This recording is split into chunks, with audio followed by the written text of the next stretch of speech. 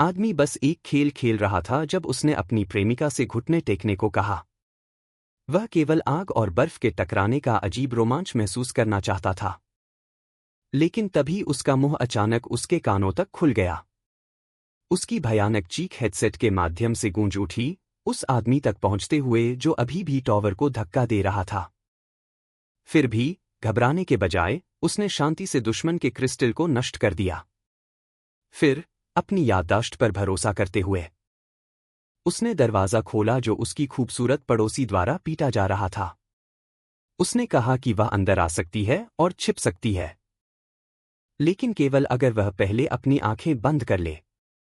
महिला ने आज्ञा मानी, यह संकेत देते हुए कि जब तक वह अंदर आ जाती, वह जो चाहे कर सकता था। यह एक अंधेरे सौदे की तरह महसूस हो रहा था, न कि एक प्रार्थना। अगले ही क्षण आदमी ने एक रसोई के चाकू से उसकी गर्दन काट दी बिना किसी हिचकिचाहट के। एक सिस्टम प्रॉम्प्ट प्रकट हुआ। संभावित ज़ोंबी समाप्त, अंक प्राप्त। उस आदमी का नाम लिन फैन था, एक साधारण इंटीरियर्स डिजाइनर जो अकेला रहता था। 1 घंटे पहले उसने एक निराश पड़ोसी की मदद की थी, लेकिन वह अचानक म्यूटेट हो गई और उसे मौत के घाट उतार दिया। जिस क्षण वह मरा, वह किसी तरह ज़ोंबी सर्वाइवल सिस्टम से जुड़ गया। वह कनेक्शन समय को पीछे ले गया। उसे उसकी मौत से 1 घंटे पहले वापस भेज दिया। लिन फैन ने अपनी नई प्राप्त अंक शक्ति पर खर्च की, और कुछ ही सेकंड में उसकी शक्ति बढ़ने लगी। इस बीच खूबसूरत पड़ोसी का सिर कटे शरीर ने एक और ज़ोंबी को दृश्य में खींच लिया। जब लिन फैन ने दरवाज़ा खोला तो उसने अंततः उसे देखा। उसका मुड़ा हुआ सिर घूम रहा था, सड़ते हुए आंखें उस पर टिकी हुई थीं। कुछ सेकंड बाद उस प्राणी ने एक गहरा गरजते हुए आवाज निकाली और ताज़ा मांस पर झपट पड़ा। लिन फैन ने फिर से वार किया, एक साफ झटका, और ज़ोंबी का सिर कटकर गिर गया। सिस्टम ने एक और संदेश दिखाया। ज़ोंबी मारा गया, अंक प्राप्त। अपनी पड़ोसी के आधे इंटैक्ट शव को देखते हुए लिन फैन ने महसूस किया कि और ज़ोंबी आएंगे। उसे बस दरवाजे के पीछे छिपना था और उन्हें घात लगाना था। 1 घंटे बाद गलियारा शवों से भरा हुआ था। उसके अंक आसमान छू गए थे। बाद में उसने पड़ोसी के शरीर की तलाश की, लेकिन वह कहीं नहीं मिली। रुको, मुझे मत बताओ कि उसे पहले ही खा लिया गया है। यह एक समस्या है। उफ, यह घिनौना है। वे जल्द ही सड़ने लगेंगे। गलियारे की सार्वजनिक संपत्ति है। मुझे इस गंदगी को साफ करना होगा। उसने एक रस्सी ली और सभी शवों को एक साथ बांध दिया। जैसे ही वह उन्हें कचरे के ढेर की ओर खींचने वाला था, छत की बत्ती तेजी से झपकने लगी। फिर कोने में एक छाया प्रकट हुई, एक आदमी जो व्हीलचेयर में धीरे धीरे आगे बढ़ रहा था। वह एक मध्यवर्गीय नशेड़ी था जो कभी तार चुराते समय करंट लगने से बच गया था। वह केवल अपने पैरों को खोकर ही जीवित रहा। लिन फैन को जीवित देखकर उस आदमी ने एक जंगली गरज निकाली और ताज़ा मांस पर झपट पड़ा। लिन फैन ने फिर से शांति से अपना चाकू चलाया। वह एक मध्यवर्गीय नशेड़ी था जो कभी तार चुराते समय करंट लगने से बच गया था।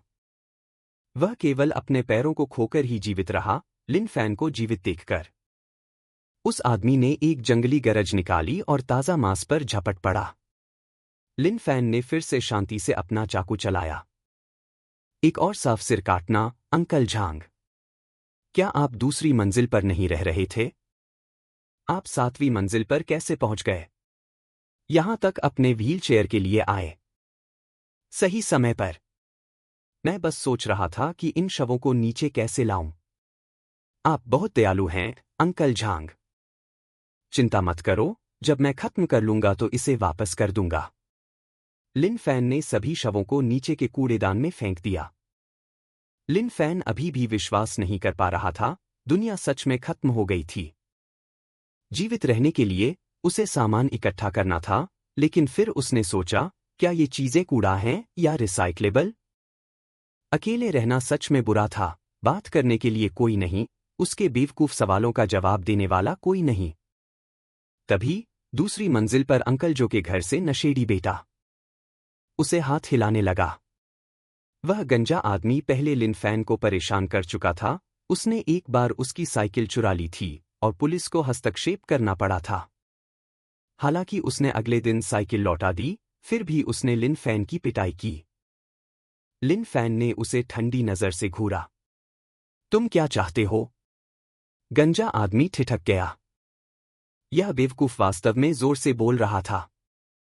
क्या उसे ज़ोंबियों को आकर्षित करने का डर नहीं है? फिर उसने मुस्कुराया। एक बेवकूफ का इस्तेमाल करना आसान है।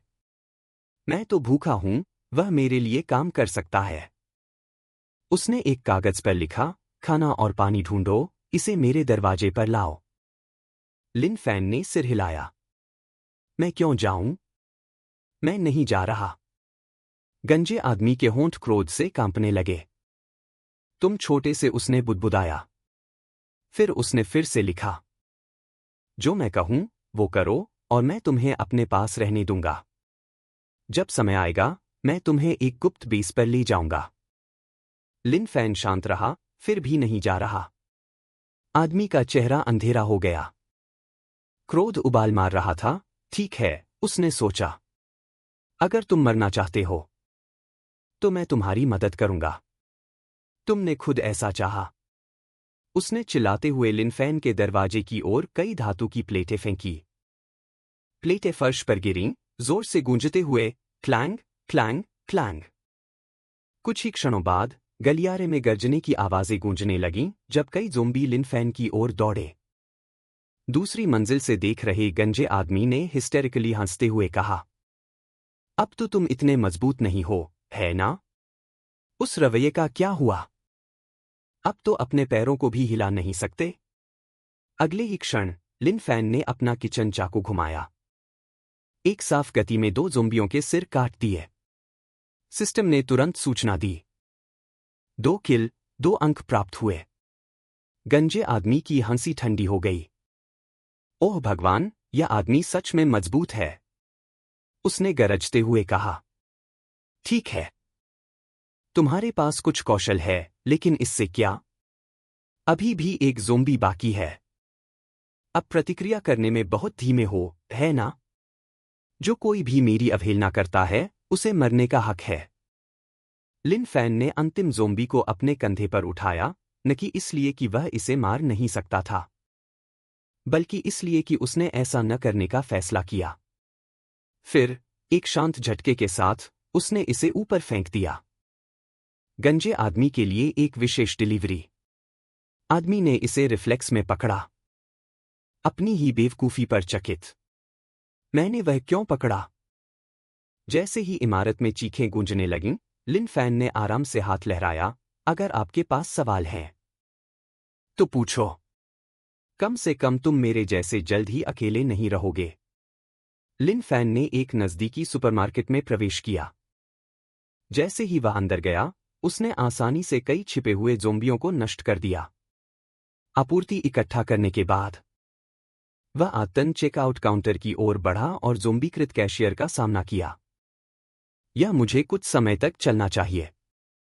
मैंने कुछ बीज भी खरीदे। जब मैं उन्हें लगाने के लिए एक सुरक्षित जगह खोज लूंगा तो मैं जमीन से जी सकता हूं। हालांकि यह चाकू तो लगभग खत्म हो गया है। जब उसने एक नए हथियार की तलाश के बारे में सोचा, तभी अचानक एक तेज बस सड़क से उसकी ओर आई।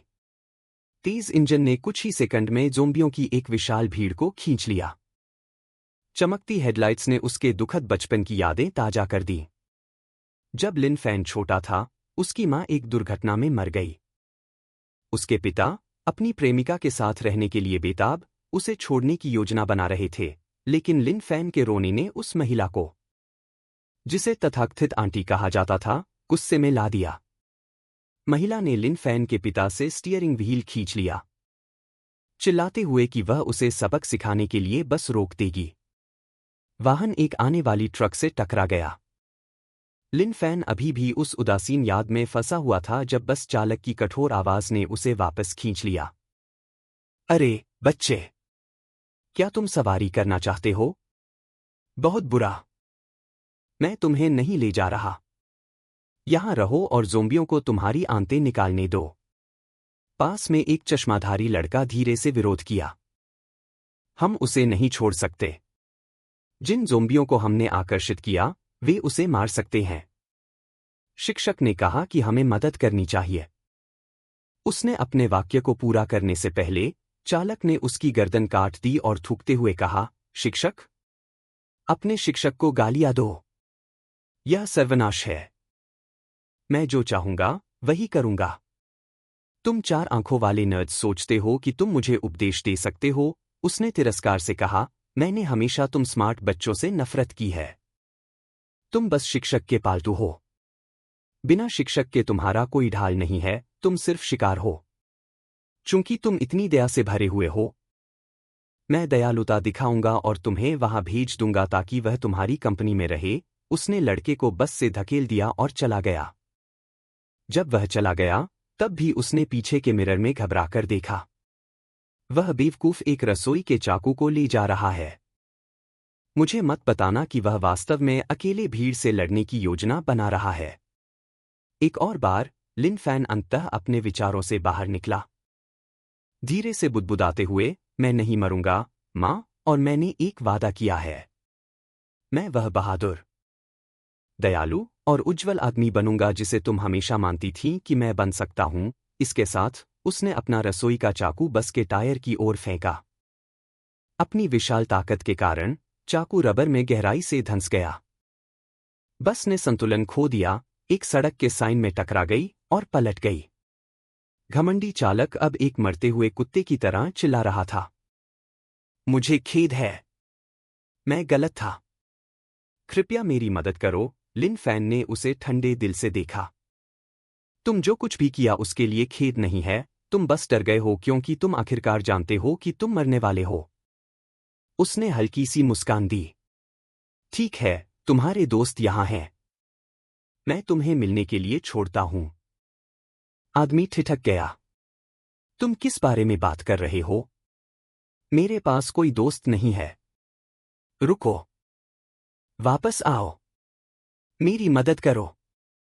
फिर वह लड़का, जिसकी उसने गर्दन काटी थी, बस के सामने प्रकट हुआ, उसके साथ एक झुंड ज़ोंबियों के जो उसे पीछा कर रहे थे। वह निर्दयता से उस पर टूट पड़े। अब तक लिन फैन की ताकत का आंकड़ा चौंका देने वाले 35 अंक तक पहुंच गया था। जब वह पास के अपार्टमेंट कॉम्प्लेक्स के पास से गुजरा, तो ऊपर से एक महिला की आवाज आई। एक अनाथ मां और उसका बच्चा। हे, युवक! तुम उस चौराहे पर उन सभी ज़ोंबियों को कैसे पार कर गए?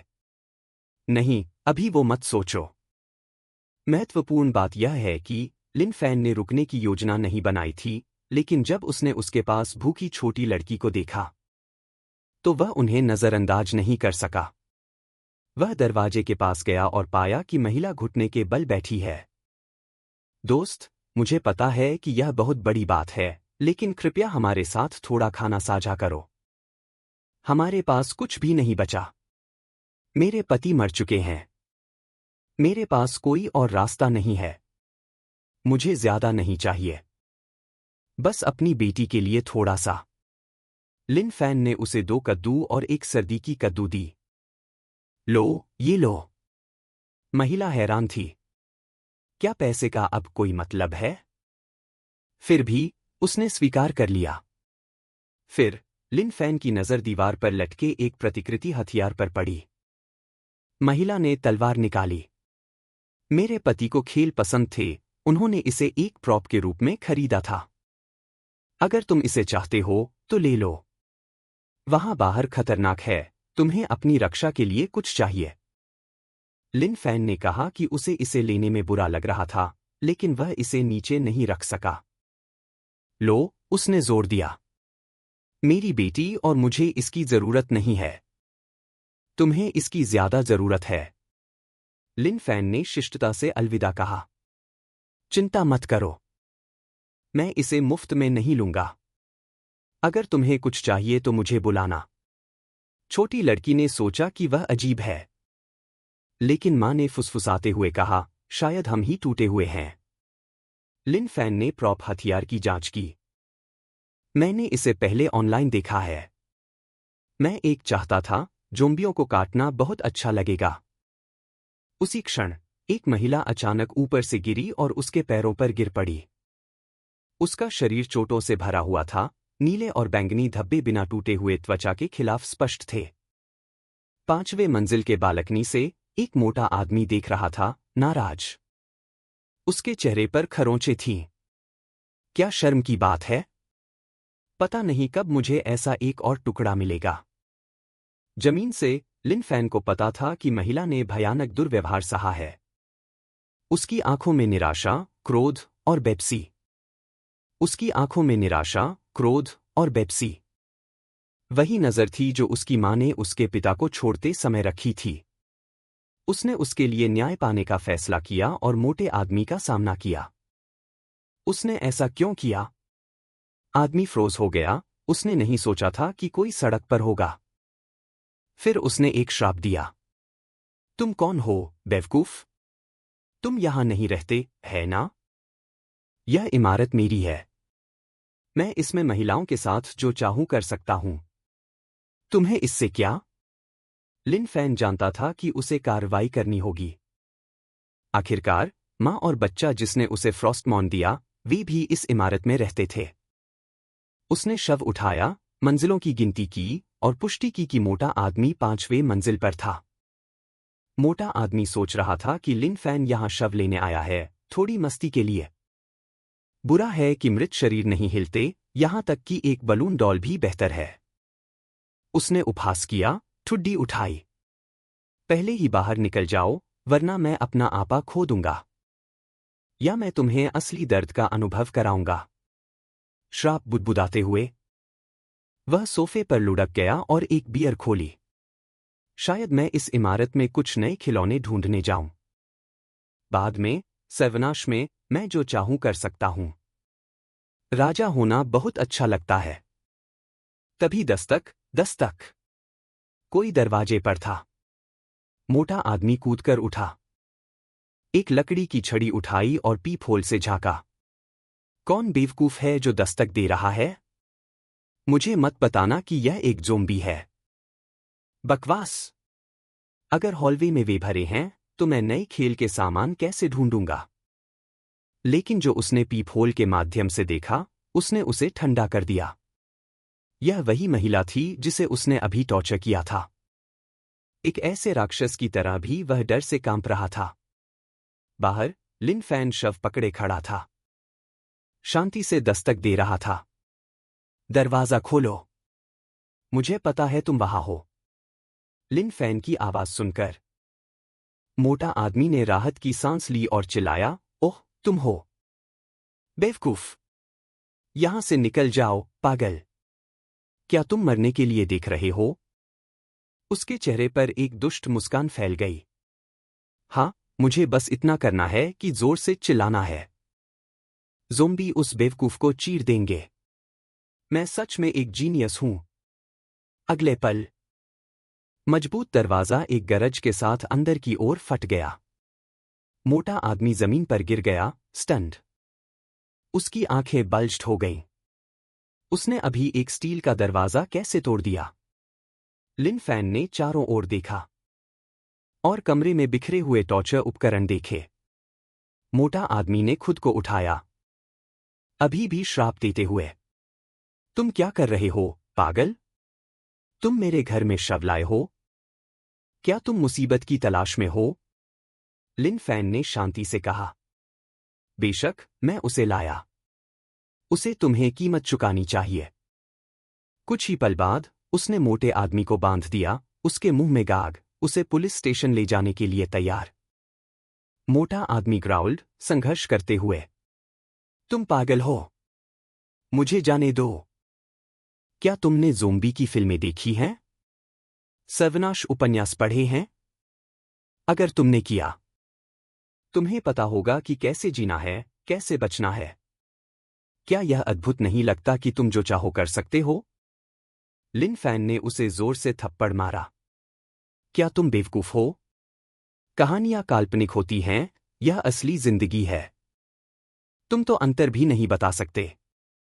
थप्पड़ इतना जोर से लगा कि वह आदमी पुलिस स्टेशन के दरवाजों से उड़ता हुआ बाहर चला गया, चकराया हुआ और दर्द से जलता हुआ। आदमी बड़बड़ाया, कौन ऐसा बेवकूफ है जो असली और नकली में फर्क नहीं बता सकता? अब तुम सोचते हो कि मुझे यहां लाना मायने रखता है? यह अंत का समय है, सभी चले गए हैं। अब कोई मुझे सजा नहीं दे सकता। लिन फैन ने ठंडी मुस्कान दी। तुम गलत हो, अभी भी कोई है। आदमी की आंखें दाईं ओर मुड़ी। उसका शरीर कठोर हो गया जब उसने अपने गले पर सड़ते हुए सांस का एहसास किया। एक समूह ज़ोंबी पुलिस अधिकारियों ने उसे घेर लिया। लिन फैन की आवाज धीमी और शांत थी। देखो, ज़ोंबी होते हुए भी वे अभी भी न्याय का पालन करते हैं, दोषियों को सजा देते हैं। अगले दिन एक बख्तरबंद ट्रक शहर की लाइब्रेरी के बाहर आया। 3 बचे हुए लोग बाहर निकले। वे चिकित्सा पाठ्य पुस्तकों की तलाश कर रहे थे। उन्होंने चारों ओर ध्यान से देखा। कोई ज़ोंबी नहीं दिखा। अरे, शायद हमें किस्मत मिली, एक ने कहा, लेकिन उनके नेता, एक तेज नजर वाली महिला, ने हाथ उठाया। रुको, जल्दी मत करो। उसने अपनी चाकू से एक स्टील के खंभे पर टैप किया। क्लैंग, क्लैंग, हवा की जांच करते हुए। उसके 2 साथी तंग हो गए। अगर कोई झुंड आया तो भागने के लिए तैयार थे। जब कुछ नहीं हुआ तो उसने सिर हिलाया। ठीक है, चलो। पहले चिकित्सा अनुभाग की जांच करो। तभी लिन फैन अचानक एक शेल्फ के पीछे से प्रकट हुआ और उन्हें मुस्कुराते हुए नमस्ते कहा। एक आदमी चौंक कर गिर पड़ा। ओह भगवान! एक ज़ोंबी! यह बात कर सकता है। लिन फैन ने बेताबी से अपने हाथ लहराए। नहीं, नहीं, शांत हो जाओ। मैं इंसान हूं। मैं जिंदा हूं।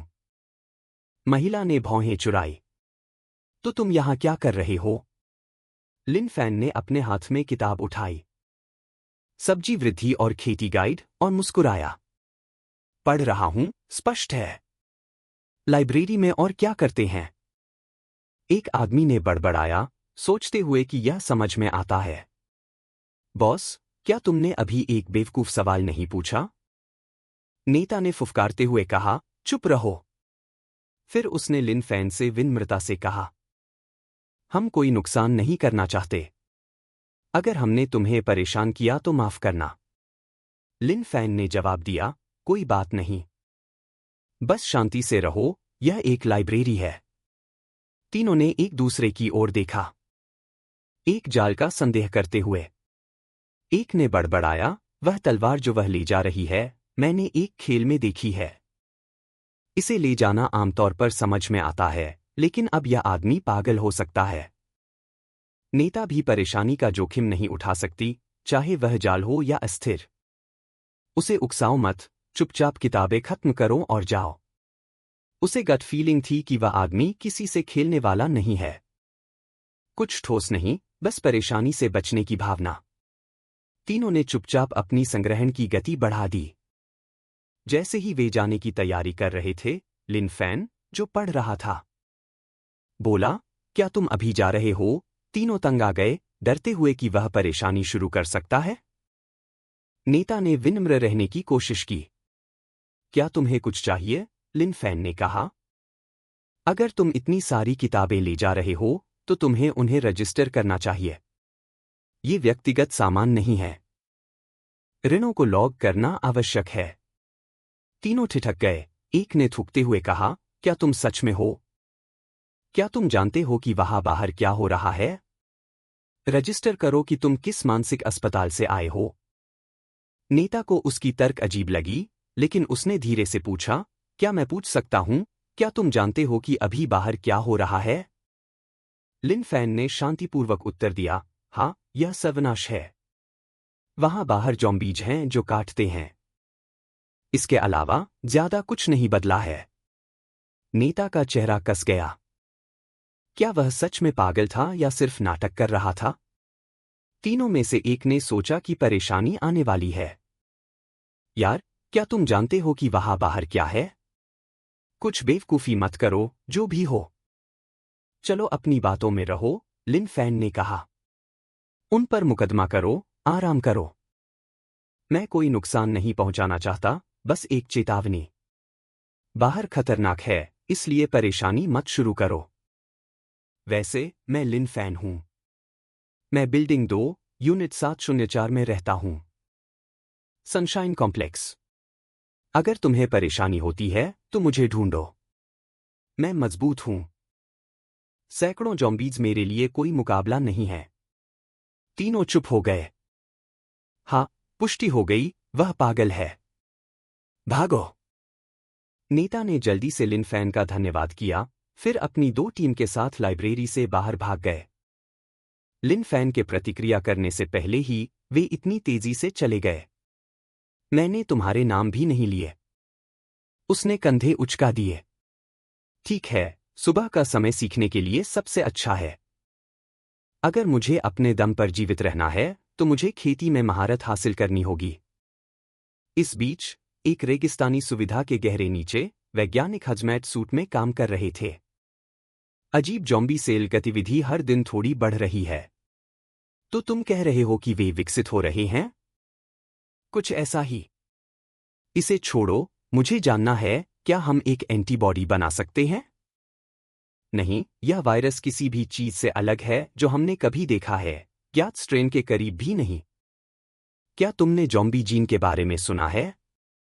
तुम कह रहे हो कि ये लोग मर गए और किसी और रूप में वापस आए। शहर में लिन फैन ने खेती की किताब बंद की और अपने अपार्टमेंट कॉम्प्लेक्स में लौट आया। उसने एक खुली जमीन का टुकड़ा पाया जो पौधों के लिए सही था, लेकिन यह सार्वजनिक संपत्ति थी। पौधे लगाने से ज़ॉम्बीज या गुस्से वाले पड़ोसी आ सकते हैं, इसलिए उसने चिल्लाया, मैं लिन फैन हूं। सनशाइन कॉम्प्लेक्स का निवासी, बिल्डिंग 2, यूनिट 7। अब से मैं यहां सब्जियां उगाने वाला हूं। किसी को इससे कोई समस्या है? अनुमान के अनुसार उसकी आवाज ने पास के हर जॉम्बी को आकर्षित किया। यहां तक कि इमारतों में भी उन्होंने अपनी खिड़कियां तोड़ी और कूद पड़े। कुछ ही सेकंड में खुला मैदान मृतकों से भर गया।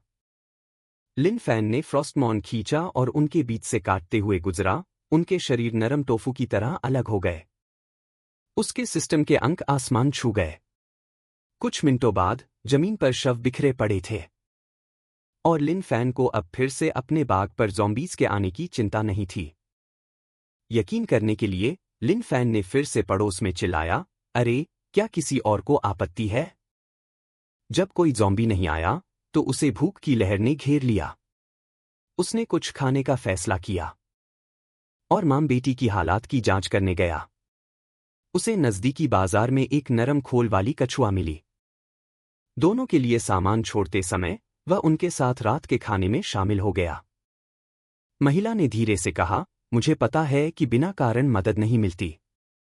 आपने हमारे लिए पहले ही बहुत कुछ किया है। मैं आपको असहज नहीं करना चाहती, लेकिन मेरे पति चले गए हैं। अगर मेरे साथ कुछ होता है।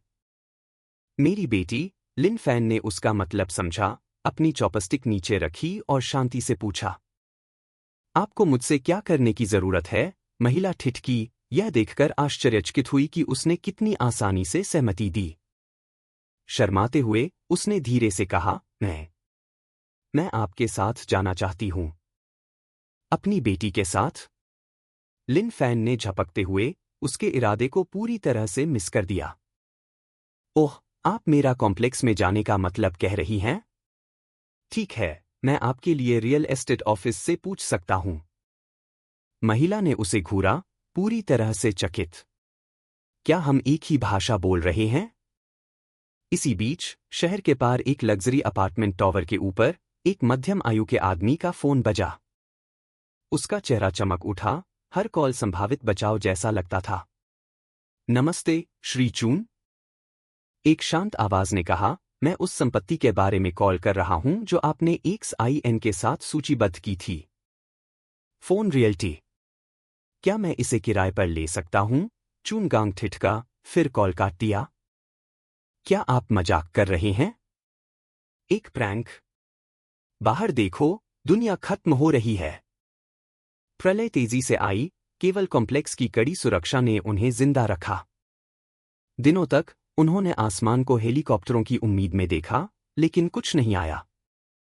जैसे ही चुंगांग ने निराशा में सांस ली, फोन फिर से बजा। उसने दूसरी तरफ बोलने से पहले ही चिल्लाया, क्या आप पागल हैं? लिन फैन वास्तव में भ्रमित लग रहा था। आप चिल्ला क्यों रहे हैं? मैं सिर्फ आपकी जगह किराए पर लेना चाहता हूं। चेन ने फिर से फोन काट दिया, गुस्से में। लिन फैन ने साइड किया, यार, इस आदमी का गुस्सा क्या है? ठीक है, मैं वापस कॉल करूंगा। चेन ने गरजते हुए कहा, नसें फट गईं। तुम कमीने! तुम क्या चाहते हो? लिन फैन शांत रहा। श्रीमान चेन, मैं सिर्फ आपका अपार्टमेंट किराए पर लेना चाहता हूं। इतना परेशान होने की जरूरत नहीं है। चेन का धैर्य आखिरकार टूट गया। ठीक है, अगर तुम इसे चाहते हो तो ले लो। मैं छत पर हूं। फुंगजी इंटरनेशनल टावर 3, आकर व्यक्तिगत रूप से किराया लो। चलो। अगर तुम्हारे पास हिम्मत है तो किराया सुरक्षित करने के बाद मुझे ढूंढो। लिन फैन ने जल्दी से मां और बेटी को अलविदा कहा। यहां रुको, मैं अभी तुम्हारे लिए लीज साइन करने जा रहा हूं। महिला ने उसे रोकने की कोशिश की, लेकिन उसने पहले ही अपना दरवाजा बंद कर लिया और चला गया। दूसरी ओर, एक युवक चिन के पास आया। गैंग बॉस, क्या हो रहा है? उसने फुसफुसाते हुए कहा। चिन ने कंधे उचका दिए। कुछ नहीं, बस एक बेवकूफ। लड़के ने चिन को एक तरफ खींचा। उसे भूल जाओ। मेरे साथ आओ, असली काम करना है। उसने अपनी आवाज को नीचे किया। बॉस, मैंने गणना की। हमारे पास जो सामग्री है, वह शायद 2 हफ्ते चलेगी। शुन ने माथा सिकोड़ लिया। तो तुम क्या कह रहे हो? युवक ने फुसफुसाया। हम में कुल 15 हैं। वे 4 बूढ़े लोग बोझ हैं। हमें उनका ध्यान रखना चाहिए। चान ने संकोच किया। ऐसा खुलकर करना दूसरों को अच्छा नहीं लगेगा। उन बुजुर्गों ने पिछले दिनों अपना खाना साझा किया है। लड़के ने मुस्कुराते हुए कहा। इसे मेरे ऊपर छोड़ दो। जब वे बूढ़े लोग रास्ते से हट जाएंगे, हम अतिरिक्त लोगों को भी खत्म कर देंगे और महिलाओं को भी। बदसूरत लोग भी चले जाएंगे। उसने सिर हिलाया। सुंदर लोगों को रखो। कम से कम समय बिताने के लिए कुछ तो होगा। क्योंकि कौन जानता है कि अंतकाल कब खत्म होगा। एक किराया मंजूर होने के बाद लिन फैन फुंगजी इंटरनेशनल की ओर साइकिल चलाने लगा। रास्ते में उसने सड़क के किनारे से कुछ ज़ॉम्बीज़ को आसानी से हटा दिया। बचे हुए लोग खिड़कियों और गलियों से झांक रहे थे। कुछ ने मदद के लिए संकेत दिया, अन्य ने उपहास किया। उन्हें लगा कि यह आदमी नहीं टिकेगा। वह अंततः चीर दिया जाएगा। एक लंबे समय के बाद लिन फैन ने पीछे देखा और उसके पीछे का झुंड गायब था। उसने परिसर के गेट पर रुककर उसे देखा। यह जगह उसके पुराने पड़ोस से कहीं ज्यादा शानदार थी। छत पर एक समूह एक साथ इकट्ठा था, कुछ अमानवीय योजना बना रहा था। बुजुर्गों की सामग्री को छीन लो, फिर उन्हें इमारत से फेंक दो, युवा आपस में फुसफुसा रहे थे। लेकिन बुजुर्ग इसके प्रति अंधे नहीं थे। वोंग जुंगवा एक सेवानिवृत्त सैनिक था, जिसने अपनी हिस्सेदारी की लड़ाइयां देखी थीं। उसने अपने पास बैठे सेवानिवृत्त सेना के डॉक्टर की पत्नी गुआइफेन को शांत किया। हम बूढ़े हो गए हैं। सामग्री की कमी है। शायद बच्चे हमें बोझ समझते हैं। फिर भी भविष्य युवा पीढ़ी का है। देश और समाज को उन्हें पुनर्निर्माण के लिए आवश्यकता है। पास में बैठा जो एआई जुआन, एक सेवानिवृत्त सैन्य इंजीनियर, धीरे से हंस पड़ा। वोंग, तुमने वास्तव में इसके साथ समझौता कर लिया है? वोंग ने पूछा कि क्या उसे भी ऐसा ही महसूस होता है। जो ने सिर हिलाया, हमने अपने जीवन को देने में बिताया। इसके लिए और कुछ नहीं है। तुम उन्हें पूरी तरह से दोष नहीं दे सकते। जीवित रहना सबसे महत्वपूर्ण है। वोंग की पत्नी लियांग यिन ने अपनी आंखें घुमाईं। हम दशकों से पीड़ित हैं, थोड़ा और कष्ट इसे नहीं बदलेगा। इस बीच चुन गांग और शियाओ बिंग ने अधिकांश युवाओं को इकट्ठा किया। वे अब 4 बुजुर्गों की ओर बढ़ रहे थे। शियाओ बिंग ने एक गहरा योजना बनाई।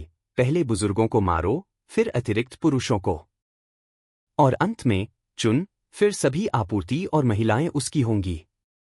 लेकिन वोंग जोंग ने आगे बढ़कर भीड़ को संबोधित किया। हम जानते हैं कि आप क्या सोच रहे हैं, चिंता मत करो, हम आपकी आपूर्ति नहीं लेंगे। और आपको हमें इमारत से फेंकने की जरूरत नहीं है, कुछ कार्यदाग छोड़ देते हैं। वे तुम्हें परेशान करेंगे। हम बूढ़े लोग घर जाएंगे और जो भी आएगा उसका इंतजार करेंगे। फिर भी युवा लोग पीछे हटने को तैयार नहीं थे। कोई तरीका नहीं, हम उन्हें रहने नहीं दे सकते। अगर वे नीचे जाते हैं और सुरक्षा दरवाजा खोलते हैं तो क्या होगा? हमें भीड़ को बुलाना होगा, हमें उन्हें छत से फेंकना होगा। जैसे ही भीड़ रुकी, छत के गेट पर एक दस्तक हुई। बाहर से एक आवाज आई। श्रीमान चिन, क्या आप वहां हैं? मैं वही हूं जिसने कॉल किया। क्या मैं आपका अपार्टमेंट किराए पर ले सकता हूं? चिन ने ऐसे चिल्लाया जैसे उसने भूत देखा हो। यह सर्वनाश है, अब कौन किराए पर ले रहा है? तुम कौन हो?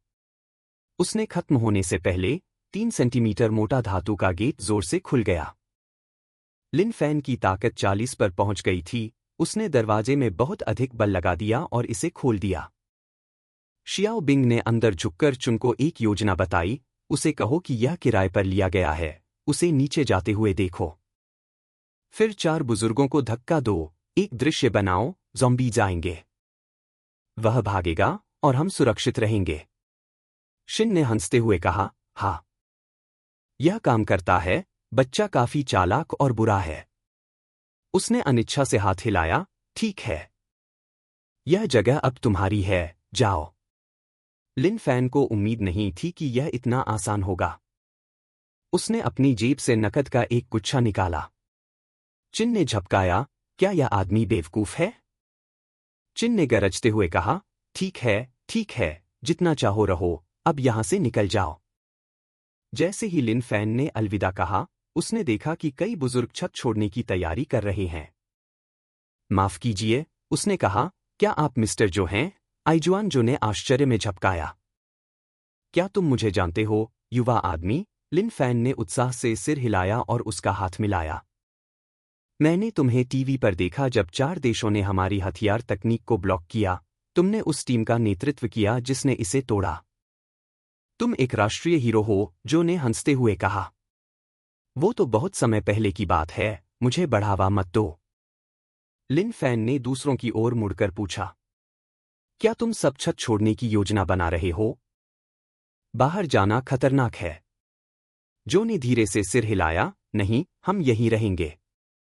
सामान की कमी है। युवाओं को इसे लेना चाहिए। हमने अपने साल जी लिए हैं, जो बचा है उसे बर्बाद करने की जरूरत नहीं। लिन फैन का चेहरा गहरा गया। उसके मन में बुजुर्गों को किनारे किए जाने, दुर्व्यवहार के चित्र भर गए। मरने के लिए छोड़ दिया गया। यहां तक कि चून गांग ने उसकी आंखों में देखकर चौंका। यह आदमी, वह खतरनाक है। लिन फैन ने धीरे धीरे सांस ली।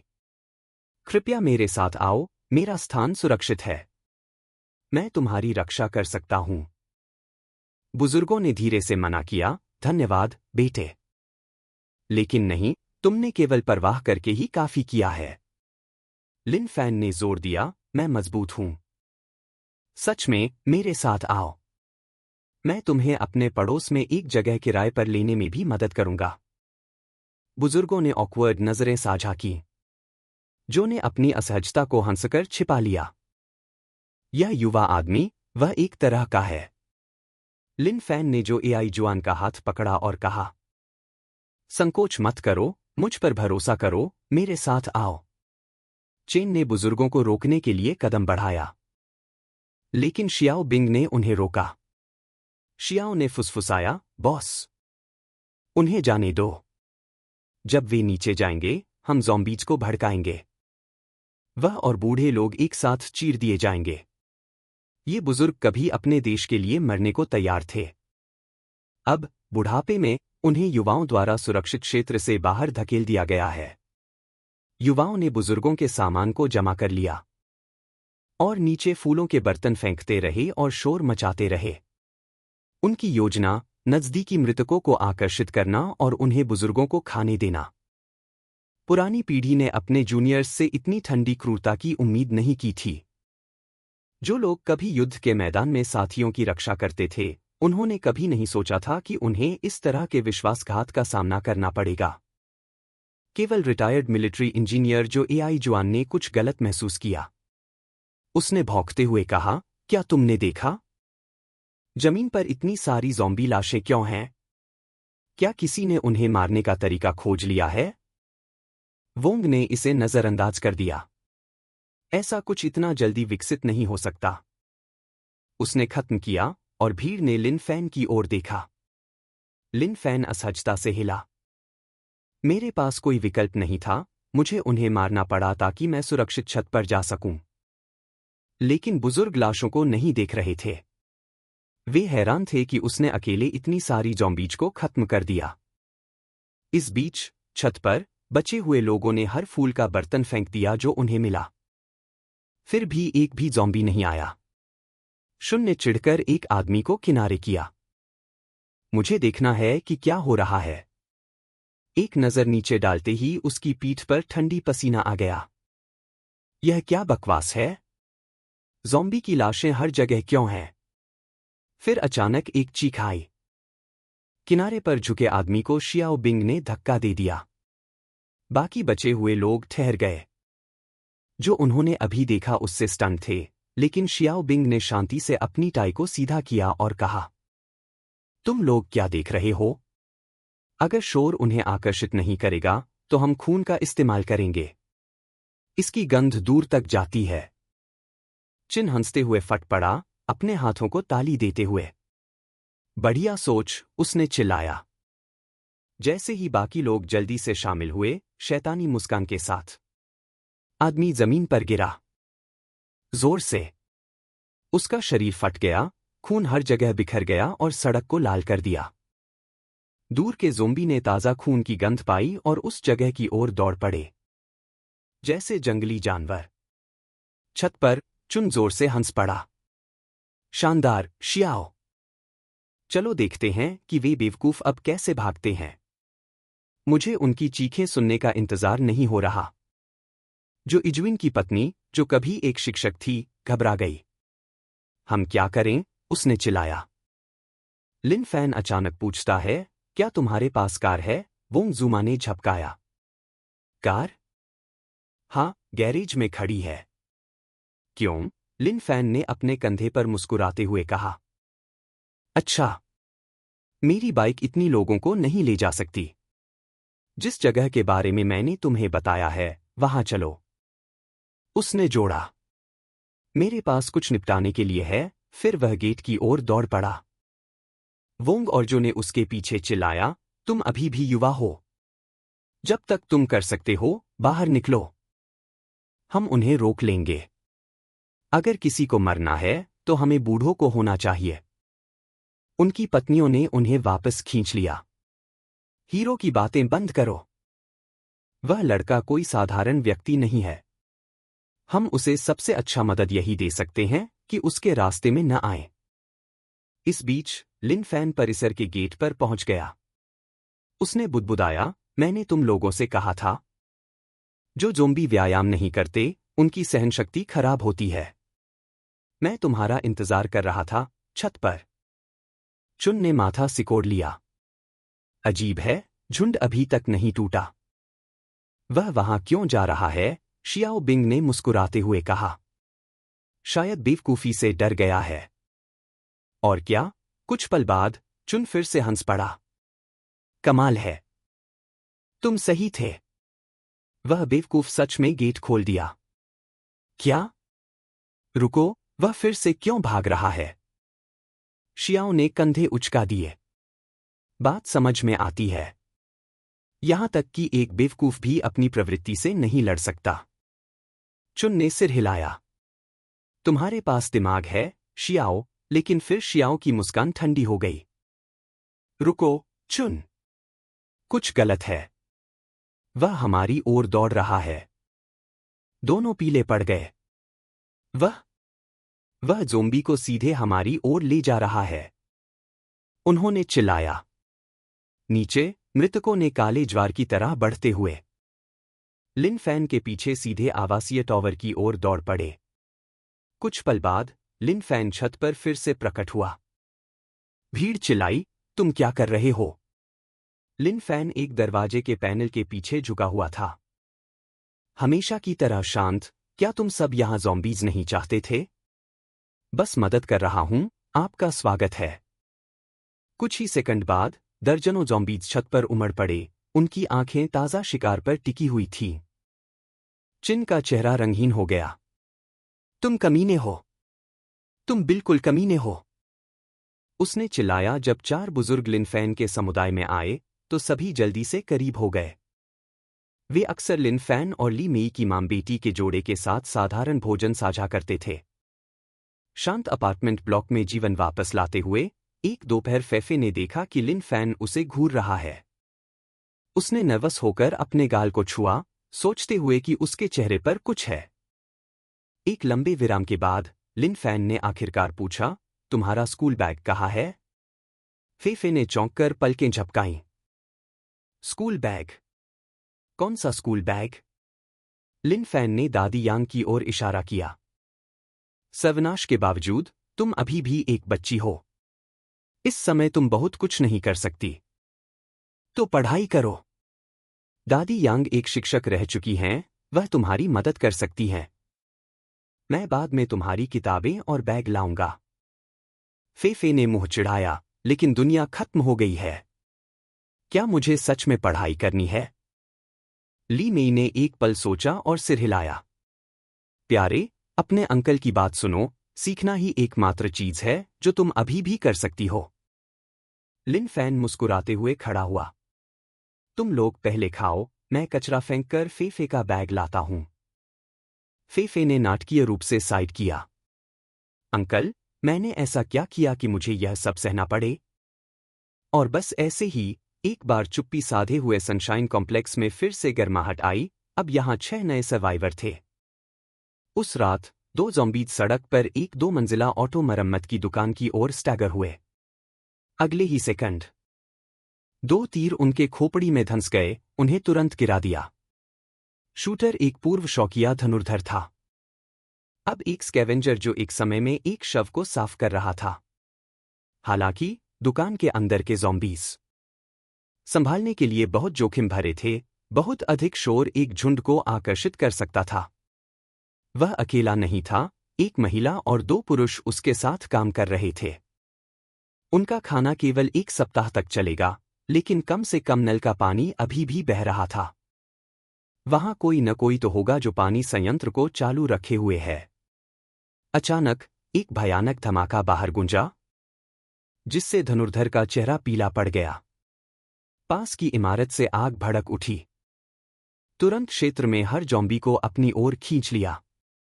छोटी बालों वाली महिला खिड़की की ओर दौड़ी, गुस्से में। बाहर उस शोर को किसने किया?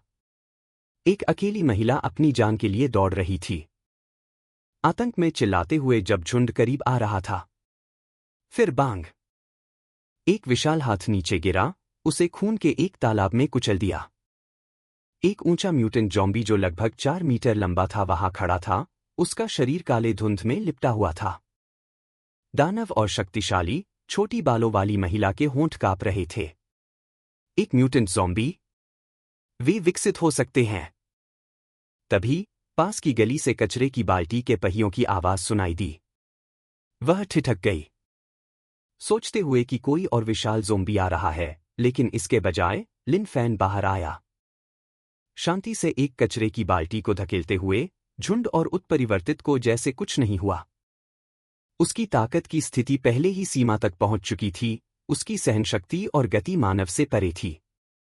जब वह गली से गुजरा, उसने गिरा हुआ विशाल पर एक नज़र डालने की भी परवाह नहीं की। मरम्मत की दुकान की दूसरी मंजिल पर छिपी छोटी बालों वाली महिला ने लिन फैन को पहचाना और फुसफुसाई, यह वही है। यह सच में वही है। बाकी लोग महसूस कर रहे थे कि उन्हें मौत से बचा लिया गया है। क्या मैं कुछ देख रहा हूं? कोई कचरे की बाल्टी धकेल रहा है। बॉस, उसने ज़ोंबियों को भगा दिया। हम बच सकते हैं। दृश्य वापस ली मेई के पुराने अपार्टमेंट ब्लॉक के नीचे सुपरमार्केट में चला गया। लिन फैन ने बाल्टी को परिसर के गेट पर पार्क किया और ऊपर जाकर फेई को लेने चला गया। सुपरमार्केट की दूसरी मंजिल पर छिपे गुंडों ने फेई के बैग और पाठ्य पुस्तकों को नीचे बुलाया। हे, तुम क्या कर रहे हो? लिन फैन ने ऊपर देखा और शांति से जवाब दिया। क्या तुम्हें कुछ चाहिए? परिसर की कचरे की बाल्टी भर गई है। मैं बस इसे फेंकने के लिए जगह ढूंढ रहा हूं और कुछ सामान ले रहा हूं। वह अपनी बात खत्म करने से पहले उन्होंने उसका मजाक उड़ाना शुरू कर दिया। इस लड़के को कचरा फेंकते सुनो। क्या प्रतिभा है? केवल सर्वनाश में ही कोई कचरे के काम में विशेषज्ञता हासिल करेगा। लिन फैन ने इसे अजीब नहीं समझा। कचरा फेंकना सामान्य है, चाहे सर्वनाश हो या नहीं। जीवन चलता है। अगर तुम्हें मदद चाहिए तो कहो, गंजा आदमी हंसते हुए बोला। तू बेवकूफ। हम यहां अच्छे से जीते हैं। क्या तुम सच में पूछते हो कि हमें मदद चाहिए? क्या तुम चाहते हो कि मैं चिल्लाऊं? मैं झुंड को बुला दूंगा और तुम मजे के लिए भाग सकते हो। लिन फैन ने समय बर्बाद करने की परवाह नहीं की। उसने हाथ हिलाया और अलविदा कहा, फिर चला गया। उस संक्षिप्त निकासी ने गुंडों की क्रूरता को बढ़ा दिया। उन्होंने ज़ोंबियों को लुभाने की योजना बनाई, बस यह देखने के लिए कि कोई कैसे भागता है, यह विश्वास करते हुए कि दूसरी मंजिल सुरक्षित है। आखिरकार ज़ोंबी उड़ते नहीं हैं। फिर 4 गुंडों ने टूटे मेगाफोन की तरह चिल्लाना शुरू कर दिया। उनकी चीखें सड़क पर गूंज रही थीं। वे मिनटों तक चिल्लाते रहे, लेकिन नीचे एक भी ज़ोंबी नहीं आया। क्या बकवास है? ज़ोंबी कहाँ हैं? कोई बात नहीं। यह क्षेत्र साफ है। वे सभी नहीं जा सकते सड़क के पार। लिन फैन एक और इमारत के गेट के पीछे खड़ा था और पीछे मुड़कर देखा। आराम करो, उसने शांति से कहा। वे जल्द ही यहां होंगे। इतना कहकर वह नजरों से गायब हो गया। गुंडों ने चिढ़ते हुए कहा, बचकिल। उस बेवकूफ को मारने के लिए ज़ोंबियों को भी नहीं बुला सका। अचानक जमीन कांपने लगी। छोटे पत्थर जोर से उछलने लगे। भारी कदमों की आवाज पास में गूंजने लगी। ओह बकवास! कुछ आ रहा है। वह आवाज क्या है? जैसे ही वे खत्म कर पाते, एक विशाल भयानक चेहरा दूसरी मंजिल की खिड़की में भर गया। अगले ही पल 3 गुंडे विशाल ज़ोंबी द्वारा कुचले और चीर दिए गए।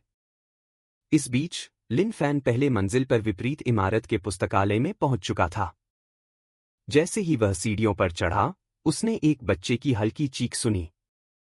आवाज का पीछा करते हुए वह कोने पर लैंडिंग तक पहुंचा। वहां एक महिला उसके सामने निर्जीव लटकी हुई थी। उसका बच्चा अभी भी जीवित था, फिर भी उसने अपनी जान खत्म करने का फैसला किया। उसने अपने बच्चे के जीवित रहने के अंतिम मौके को छोड़ दिया। बच्चे की चीखें जारी थीं, लेकिन वे कमजोर होती जा रही थीं। लगभग चुप्पी में विलीन होते हुए लिन फैन ने मृत महिला की बाहों से बच्चे को धीरे से लिया। उसकी गर्म हथेलियां कमजोर चीखों को शांत करने की कोशिश कर रही थीं। फिर उसे बच्चे की कंबल में कुछ महसूस हुआ। एक छोटी डायरी, इसमें लिखा था, कोई बचाव नहीं, कोई खाना नहीं। मैं कमजोर हो रहा हूं। मुझे पता है कि मैं ज्यादा देर तक नहीं टिकूंगा। मैंने देखा है कि मृत लोग ज़ोंबी में बदल जाते हैं। मैं नहीं चाहता कि मेरे बच्चे को नुकसान पहुंचे जब मैं अभी भी स्पष्ट रूप से सोच सकता हूं। मुझे वो करना होगा जो मुझे करना है। मुझे उसे काटने से डर लगता है, इसलिए मैं अपने ही दांतों को तोड़ता हूं और अपने मुंह को टेप से लपेटता हूं। इस तरह ज़ोंबी बनने पर भी मैं उसे नुकसान नहीं पहुंचा सकता। मेरे बच्चे का नाम मिंग मिंग है। अगर कोई इसे पाता है तो कृपया उसे जीने दें, और अगर आप नहीं कर सकते तो कृपया उसे बाहर मत छोड़ें। मैं नहीं चाहता कि उसे खाया जाए। लिन फैन ने धीरे से साइड किया। आराम करो। मैं आपकी संतान को जीवित रखने के लिए सब कुछ करूंगा। लेकिन जैसे ही उसने कहा, एक बास्केटबॉल अजीब तरीके से उसके पैरों के पास लुढ़का। एक सेकंड बाद एक ज़ोंबी जो गारफील्ड की तरह दिखता था, सीधे उसकी ओर झपटा। यह किसी भी ज़ोंबी से कहीं तेज था जिसका उसने पहले सामना किया था। लिन फैन ने फ्रॉस्टमॉर्न को खींचा, हैरान। ऐसा दानव यहाँ कैसे मौजूद हो सकता है जबकि बच्चा अभी भी जीवित है? फिर उसे समझ आया, यह प्राणी इंतजार कर रहा था। शिशु को किसी भी दयालु व्यक्ति को शिकार करने के लिए चारा बनाकर। इस विचार के साथ लिन फैन ने फ्रॉस्टमॉर्न को घुमाया और विकसित गति प्रकार के ज़ोंबी को साफ तौर पर 2 टुकड़ों में काट दिया। सिस्टम ने कहा, 3 विशेषता अंक प्राप्त हुए, यह एक अलग था, इसमें स्पष्ट रूप से कुछ बुद्धिमत्ता थी। अब तक मिले हर दूसरे ज़ोंबी का मस्तिष्क मृत था। प्राणी के अवशेषों से एक लाल क्रिस्टल बाहर फट पड़ा, हल्की रोशनी में चमकता हुआ। लिन फैन ने झपकते हुए अपने आप से बड़बड़ाया, यह तो एक किताबों का कीड़ा ज़ोंबी रहा होगा, शायद इस पुस्तकालय में कड़ी मेहनत की। लगता है यह सच है, ज्ञान शक्ति है। खैर, चूंकि मैं यहां हूं, मैं फेफेई के लिए कुछ कार्य पुस्तिकाएं और परीक्षा पत्र ले लूंगा। वह पढ़ाई करने वाली लगती है। जब वह इन्हें देखेगी तो वह पागल हो जाएगी। इस बीच एक दूरस्थ रेगिस्तानी आधार के नीचे एक प्रोफेसर एक सील किए गए लाल क्रिस्टल को चौड़ी आंखों से देख रहा था। आप कह रहे हैं कि यह एक ज़ोंबी के खोपड़ी के अंदर से आया? एक महिला अधिकारी ने सलाम किया, जी हाँ सर, नमूना असामान्य था, इसलिए हमने इसे काटा और इसके मस्तिष्क के अंदर यह क्रिस्टल पाया। मुझे सब कुछ बताओ, प्रोफेसर ने आग्रह किया। पहला शॉट सियांगनान ने फायर किया, उसने समझाया, स्नाइपर राइफल। सीधे सिर पर निशाना, लेकिन ज़ोंबी नहीं मरा। इसके बजाय यह तेजी से बेस की ओर दौड़ा। वह लगातार फायरिंग करता रहा, हर राउंड सिर पर लगा। यह अंततः तब गिरा जब इसका खोपड़ी पूरी तरह से नष्ट हो गई। इससे पहले हर ज़ोंबी जिसे हमने देखा, उसे सिर में एक साधारण चाकू से मारा जा सकता था।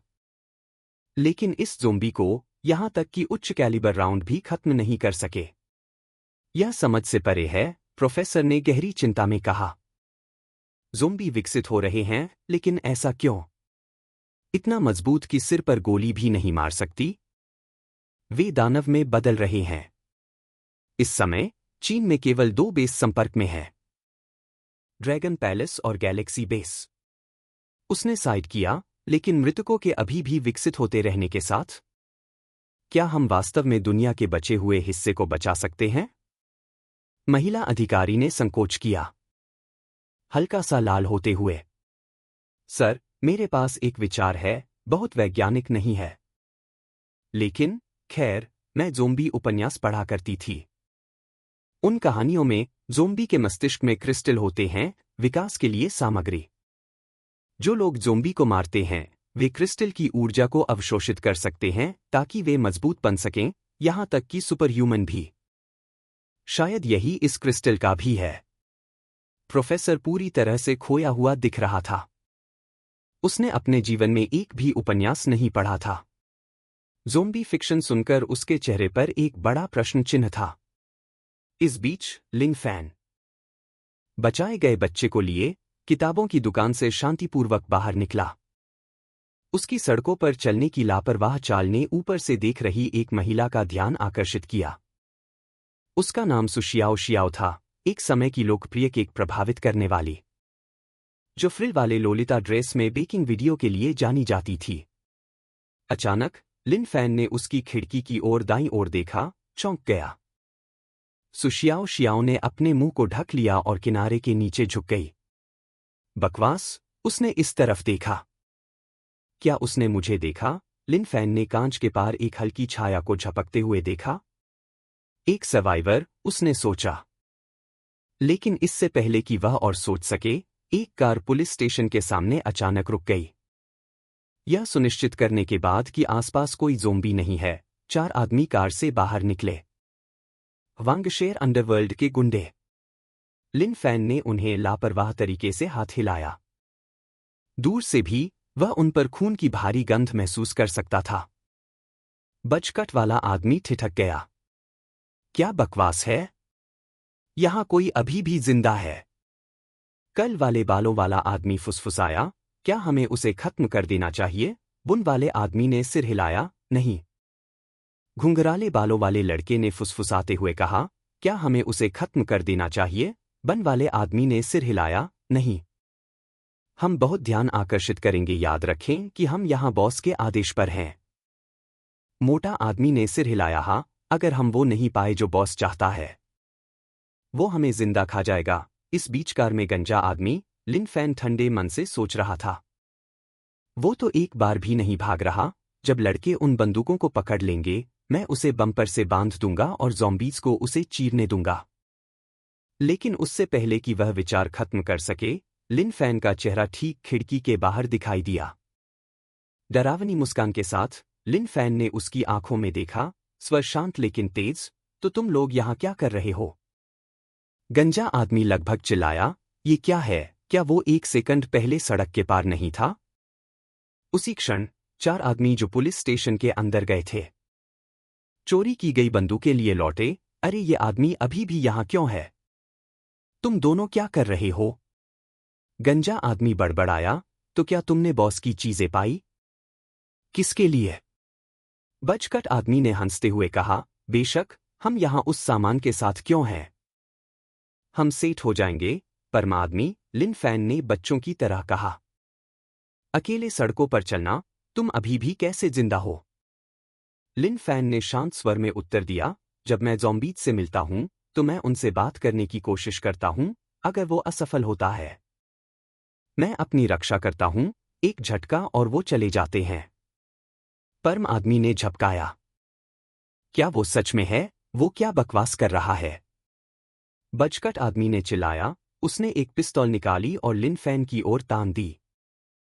क्या तुम जानते हो कि यह कितनी कीमती है? लिन फैन ने कोई प्रतिक्रिया नहीं दी।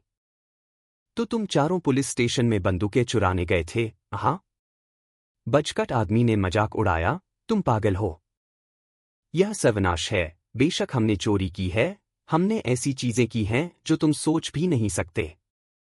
उसने वाक्य खत्म नहीं किया, एक रोशनी की लकीर आई और उसका हाथ उसके शरीर से अलग हो गया। एक पल में लिन फैन ने सूखी माफी मांगी, माफ करना, मैं आत्मरक्षा में ज़ॉम्बीज़ को काटने का आदी हूं। एक पल के लिए मैंने भूल गया कि तुम इंसान थे। दृश्य ने सभी को चौंका दिया। बन वाले आदमी ने अपनी बंदूक के लिए हाथ बढ़ाया, इससे पहले कि वह ट्रिगर दबा सके। लिन फैन ने एक ही वार से उसे 2 टुकड़ों में काट दिया। आखिरी 2 आदमी आतंक में जम गए। वो देखने के लिए बहुत तेज चला, क्या वो इंसान भी है? कार से गंजा आदमी चिल्लाया। तुम बेवकूफ हो, तुम बहुत ज्यादा शोर कर रहे हो, ज़ॉम्बीज़ आ रहे हैं, अब अंदर आओ। यकीनन, गहरे चीखें हर सड़क के कोने से गूंजने लगीं, एक लाशों की बाढ़ कार की ओर बढ़ी जैसे पागल कुत्तों का झुंड। गंजा आदमी ने गैस पेडल को जोर से दबाया, बिना पीछे देखे तेजी से भाग गया। तुम मरे हुए हो बच्चे, बॉस यह सुनिश्चित करेगा। 2 छोड़े गए आदमी उसके पीछे चिल्लाएं, तुम बेटे हम अभी भी यहाँ हैं।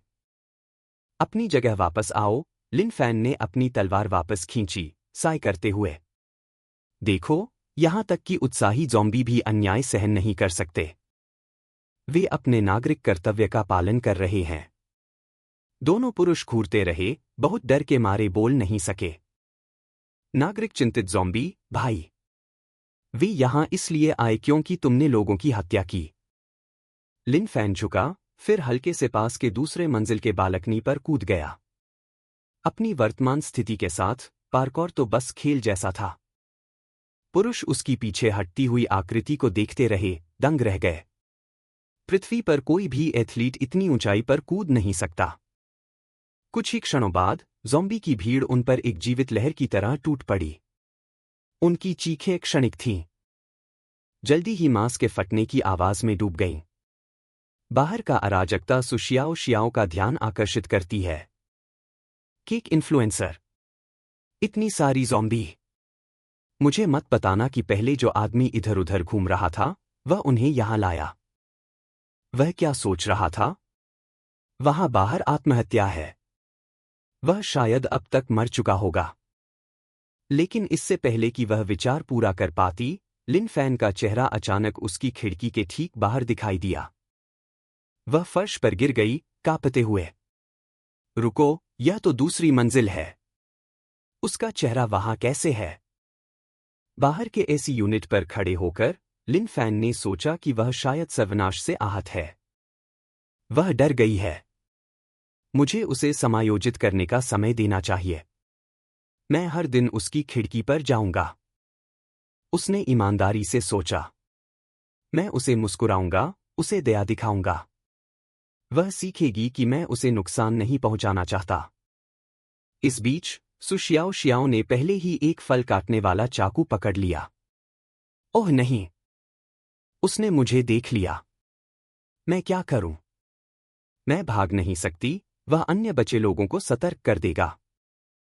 मैं उन्हें जीवित नहीं पकड़ने दूंगी। अगर मैं उससे नहीं लड़ सकती, तो पहले खुद को ही चाकू मार लूंगी।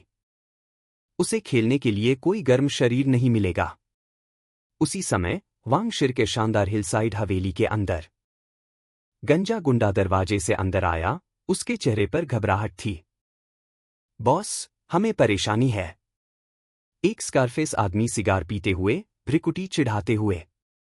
परेशानी? तुम में से 5 बाहर गए और केवल तुम ही वापस आए। गंजे आदमी ने अपनी कहानी को बढ़ा चढ़ाकर बताया। बॉस, जब हम पुलिस स्टेशन पहुंचे तो वहां एक और समूह छायाओं में छिपा हुआ था। जैसे ही हमने बंदूकें पाईं, उन्होंने ज़ॉम्बी को हमारे पास खींच लिया। गंजा आदमी हकलाया। मैंने लड़कों से कहा कि गाड़ी में चढ़ो, लेकिन ज़ॉम्बी बहुत थे। सड़क अवरुद्ध थी। मेरे पास भागने के अलावा कोई विकल्प नहीं था। अंदर वह घबराया हुआ था। मैं बॉस को नहीं बता सकता कि यह सिर्फ एक आदमी था। मैंने उन्हें छोड़ दिया और उस भीड़ को देखकर भाग गया। उसने अपने बॉस की ओर नर्वसली देखा। वह कुछ क्यों नहीं कह रहा? ओह बकवास, वह मुझे मारेगा। यह आदमी बिना हाथों से ईंटें तोड़ सकता है। नरक! उसने एक बार एक थप्पड़ से पत्थर को तोड़ दिया। वोंग डेफू ने आखिरकार ऊपर देखा। गंजे आदमी के माथे पर जलता हुआ सिगार दबाते हुए। तुम वहां क्यों नहीं मरे? गंजा आदमी कांप रहा था, चिल्लाने से रोकने के लिए अपनी जीभ काट रहा था। उसे पता था कि अगर उसने कोई आवाज की, तो बॉस का गुस्सा उसे खत्म कर देगा जब सिगार बुझ जाएगा। उसने एक दयनीय मुस्कान बनाने की कोशिश की। बॉस, मैं बस आपके लिए गाड़ी चलाना चाहता था। बस इतना ही। वोंग दाफू ने नाराज होकर हंसते हुए कहा, लेकिन इतना नहीं कि उसे मार दे। उसने सिगार को फेंक दिया, चले जाओ, और पीछे झुक गया। वोंग दाफू की आंखें ठंडी हो गईं। उसने पूरे विला परिसर को अपने ठिकाने के रूप में सुरक्षित करने की योजना बनाई थी। धीरे धीरे बाहर की ओर बढ़ते हुए, लेकिन अब ऐसा लग रहा था कि वांगशी में एक और टीम के पास भी वही विचार था। और उनके पास बंदूकें चुराने के लिए पुलिस स्टेशन पर धावा बोलने की हिम्मत थी।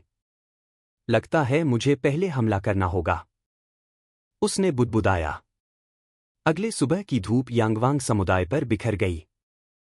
बूढ़ी श्रीमती सुगुआइफिन बगीचे में घुटने के बल बैठी थीं, लिन फैन द्वारा लाए गए बीज बो रही थीं। इस बीच श्री जो एआई जुआन और श्री वोंग झांग ने लकड़ी की तख्तियों से दरवाजे और निकास को मजबूत किया, ताकि ज़ोंबी बाहर न आ सकें। दूसरी तरफ दादी यांग छोटे फेफेई को पढ़ा रही थीं। धैर्यपूर्वक उसे गणित, भौतिकी और रसायन विज्ञान एक एक करके समझा रही थी। फेफेई ने आखिरकार अपना होमवर्क खत्म किया, तभी उसे टेबल पर अचानक कुछ और पाठ्य पुस्तकें मिली।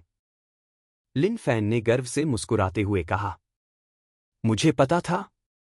तुम मेहनती बच्चे हो, मैंने ये रात में तुम्हारे लिए उठाए। लेकिन फेफेई की आंखें पहले से ही आंसुओं से भरी हुई थीं, किसी भी क्षण फटने के लिए तैयार। उससे पहले कि वह बोल सके, लिन फैन की बाहों में बच्चा जोर से रोने लगा। ली मेई ने चिंतित होकर पूछा, तुमने उस बच्चे को कहाँ पाया? लिन फैन ने संकोच किया। दादी सू एक समय की सेना की चिकित्सा अधिकारी थी। पहले उसे देखने दो। बच्चे के रोने की आवाज सुनकर दादी सू याद से दौड़ती हुई आईं। जल्दी, उसे यहां लाओ। चेक करने के बाद उसने राहत की सांस ली। अच्छा हुआ कि तुमने उसे समय पर पाया, कुछ मिनट और होते तो वह नहीं बचती। लेकिन वह अभी भी खतरे से बाहर नहीं है। उसका शरीर कमजोर है, उसके निचले हिस्से पर दाने संक्रमित हैं और कई छोटे घाव हैं जिनकी उसे सावधानीपूर्वक देखभाल की आवश्यकता होगी। लिन फैन। उसका नाम क्या है? उसकी मां की डायरी में केवल एक चीज का उल्लेख था, बच्चे का नाम मिंग मिंग है। तो उसे तुम्हारा उपनाम लेना चाहिए, लिन मिंग। मिंग, दादी सू ने सुझाव दिया, लेकिन लिन फैन ने सिर हिलाया। नहीं, बस मिंग मिंग। जब वह बड़ी होगी, मैं उसे उसकी मां के बारे में सब कुछ बताऊंगा। ली मेई ने देखा कि लिन फैन बच्चे को पकड़ने में संघर्ष कर रहा है और मदद करने का फैसला किया। मुझे उसकी देखभाल करने दो, तुम्हारे पास पहले से ही बहुत काम है। लिन फैन ने आभार से मुस्कुराते हुए कहा। तो चलो शिफ्ट बांट लेते हैं, तुम दिन का ध्यान रखो, मैं रात का। जैसे ही उन्होंने बच्चे की स्थिति को सुलझाया, दादा जो और दादा वोंग अचानक दरवाजे से चिल्लाए। उनकी आवाजों में घबराहट थी। लिन फैन यहां आओ, कुछ गलत है। सड़क पर ज़ॉम्बीज़ इकट्ठा हो रहे हैं। लिन फैन ने सोचा, ये अजीब है। मैंने उन्हें बहुत पहले ही रास्ते में खो दिया था। क्या मुझे बताना नहीं चाहिए कि ज़ॉम्बीज़ ने बुद्धिमत्ता विकसित करना शुरू कर दिया है? जब लिन फैन और दो बुजुर्गों ने ज़ॉम्बीज़ को देखा, तो उन्हें एहसास हुआ कि झुंड एक छोटे डिलीवरी ट्रक द्वारा नेतृत्व किया जा रहा था। चालक लगातार हॉर्न बजा रहा था, धीमी स्थिर गति बनाए रखे हुए। कैमरों के माध्यम से देखते हुए, दादा जो ने अनुमान लगाया कि चालक ज़ॉम्बीज़ को दूर करने की कोशिश कर रहा है। अन्य बचे हुए लोगों को आपूर्ति इकट्ठा करने का मौका देने के लिए, लिन फैन ने दीवार में एक दरार से झांका और इसे भी देखा। 3 बचे हुए लोग स्टील की छड़ें और ढाल लिए नजदीकी दुकानों की ओर दौड़ पड़े जबकि झुंड व्यस्त था।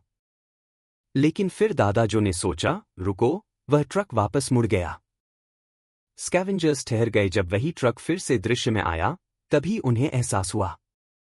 चालक जानबूझकर ज़ॉम्बीज़ को उनकी ओर वापस भेज रहा था। कैब के अंदर, आदमी ने एक सिगरेट जलाई। उसका मन उस दिन की ओर चला गया जब दुनिया खत्म हुई थी। जब खाना खत्म हो गया, तो उसके पास बाहर जाने का जोखिम उठाने के अलावा कोई विकल्प नहीं था। अनुभव की कमी के कारण, उसे लगभग तुरंत ही एक झुंड ने देख लिया। जब मौत निश्चित लग रही थी, एक ट्रक उसके पास रुका। 2 आदमी बाहर कूदे, एक के पास ढाल थी। एक के पास स्टील की पाइप थी, जो ज़ॉम्बीज़ को बर्बर दक्षता से नष्ट कर रहे थे। आभारी होकर, उसने उनसे जुड़ने की प्रार्थना की। उन्होंने मना कर दिया, लेकिन जब उसने अपनी पत्नी और बच्चे का जिक्र किया जो अभी घर पर थे और कुछ खाने के लिए पूछा, तो वे अचानक मुस्कुराए। उसे बताया गया कि वह अपने परिवार को लाए, वे उन्हें सुरक्षित स्थान पर ले जाएंगे। उसने सच में सोचा कि उसने अच्छे लोगों से मुलाकात की है। लेकिन जब उन्होंने उसकी पत्नी को देखा, तो उनकी आंखें बदल गईं। उन्होंने उसे बांध दिया और उसके सामने उसकी बेइज्जती की। उसकी अंतिम संघर्ष में, उसकी पत्नी ने खुद को मुक्त किया और प्रतिरोध किया। केवल तीसरी मंजिल से फेंके जाने के लिए, जिससे उसकी मौत हो गई। आदमी ने मूल रूप से मौत तक लड़ने की इच्छा की थी। लेकिन उन्होंने उसकी 8 साल की बेटी को बंधक बना लिया था। यदि वह प्रतिरोध करता, तो उसे यातना दी जाती। उसने इन जानवरों को खत्म करने का एक मौका पाने के लिए बहुत समय तक इंतजार किया था। उसने गैस पेडल पर जोर से पैर रखा, यह शपथ लेते हुए कि वह इन जानवरों को कभी भी जीवित वापस नहीं आने देगा। ट्रक दुकान के सामने से टकराया। अंदर के 3 गंदे लोगों को कुचलते हुए, जैसे ही आग और धुआं आसमान में फट पड़ा। लिन फैन ने इस दृश्य को देखा और समुदाय के गेट को खोलने से रोक नहीं सका, बुजुर्गों के प्रयासों को अनदेखा करते हुए जैसे ही वह बाहर भागा। इस बीच, आदमी ड्राइवर की सीट पर तैनात एयरबैग द्वारा दबा हुआ था, जबकि ज़ॉम्बीज़ ट्रक पर चढ़कर उसे चारों ओर से घेर रहे थे। लिन फैन ने झुंड पर ठंडे स्वर में चिल्लाया, क्या तुम सनशाइन कॉम्प्लेक्स के चारों ओर परेशानी पैदा करना बंद कर सकते हो? यहां हमारे पास बुजुर्ग, माताएं और एक बच्चा है। गंदगी मत फैलाओ। ज़ॉम्बीज़ ने उसकी ओर देखा, क्षण भर के लिए भ्रमित। लेकिन कुछ ही क्षणों बाद, वे फिर से प्रेरित हुए और उसकी ओर बढ़े। लिन फैन ने फ्रॉस्टमॉन खींचा और उसने सिर्फ कुछ ही झूलों में 10 से अधिक ज़ोंबियों को गिरा दिया। मॉनिटर्स को देख रहे दो बूढ़े लोग ठंडे पसीने में भीग गए। वे यह मानने लगे थे कि शियाओ फैन वास्तव में एक सुपर सिपाही हो सकता है। ऐसी ताकत के साथ शायद एक दिन सभ्यता का पुनर्निर्माण यही वांग सिटी में शुरू होगा और शियाओ फैन उस चिंगारी हो सकता है। बाद में रिटायर्ड मिलिट्री डॉक्टर सु गुआइफान ने आदमी की चोटों की जांच की और पाया कि वे केवल प्रभाव के घाव थे। चिंता मत करो, एयरबैग ने उसकी रक्षा की, यह खून बस उसकी नाक से है। लिन फैन ने बाहर धुएं से भरी सड़क को देखा, यह वही गंदगी थी जो उसने पैदा की थी। तो निश्चित रूप से उसे इसे साफ करना था। 3 बूढ़े लोग उसे घूर रहे थे, महसूस कर रहे थे कि कुछ गड़बड़ है। फिर भी उसके साथ बहस नहीं कर पाने के कारण जल्द ही आदमी खांसी करते हुए जाग गया और पूछा, क्या यह स्वर्ग है? लिन फैन ने जवाब दिया, नहीं, यह सनशाइन कॉम्प्लेक्स है, हमारा घर। चूंकि तुम जाग गए हो, सड़क साफ करो, बाद में वे शव सड़ने लगेंगे। आदमी ने बैठकर दर्द में खुद को चून्हे के रूप में पेश किया, जो एक पूर्व नेटवर्क मरम्मत कार्यकर्ता था। मुझे बचाने के लिए धन्यवाद, लेकिन मुझे अपनी बेटी को बचाना है, वह अभी भी उनके बेस पर है। लिन फैन ने उसे घूरा, सोचते हुए कि उसने परेशानी खड़ी की और फिर भागने की कोशिश की। सड़क साफ करने का इरादा नहीं है ना? फिर लिन फैन ने एक ऐसा निर्णय लिया जिसने चून्हे को चौंका दिया। तुम सड़क साफ करो, मुझे पता दो, मैं काम करूंगा। मैं तुम्हारी बेटी को बचाऊंगा। चिंता मत करो, मैं सस्ता चार्ज करता हूं, और बस ऐसे ही। लिन फैन ने 100 युआन की डिलीवरी फीस में 8 साल की लड़की को वापस लाने के लिए सहमति दी। हालांकि जैसे ही दोनों सड़क पर चले, सु शियाओ ने उन्हें फिर से देखा। वही था, वह आदमी फिर से प्रकट हुआ और वह एक छोटी लड़की को पकड़े हुए था जो केवल 8 या 9 साल की लग रही थी। लिन फैन ने स्वाभाविक रूप से ऊपर देखा और देखा कि महिला केक की दुकान के अंदर छिपी हुई थी। उसने चलना बंद कर दिया और सु शियाओ को दोस्ताना तरीके से लहराया। सु शियाओ ठंडे पसीने में भीग गई। नहीं, वह आदमी इस तरफ देख रहा था और उसने इतना डरावना मुस्कुराया, उसने तुरंत पर्दे बंद कर दिए और खिड़की के नीचे झुक गई।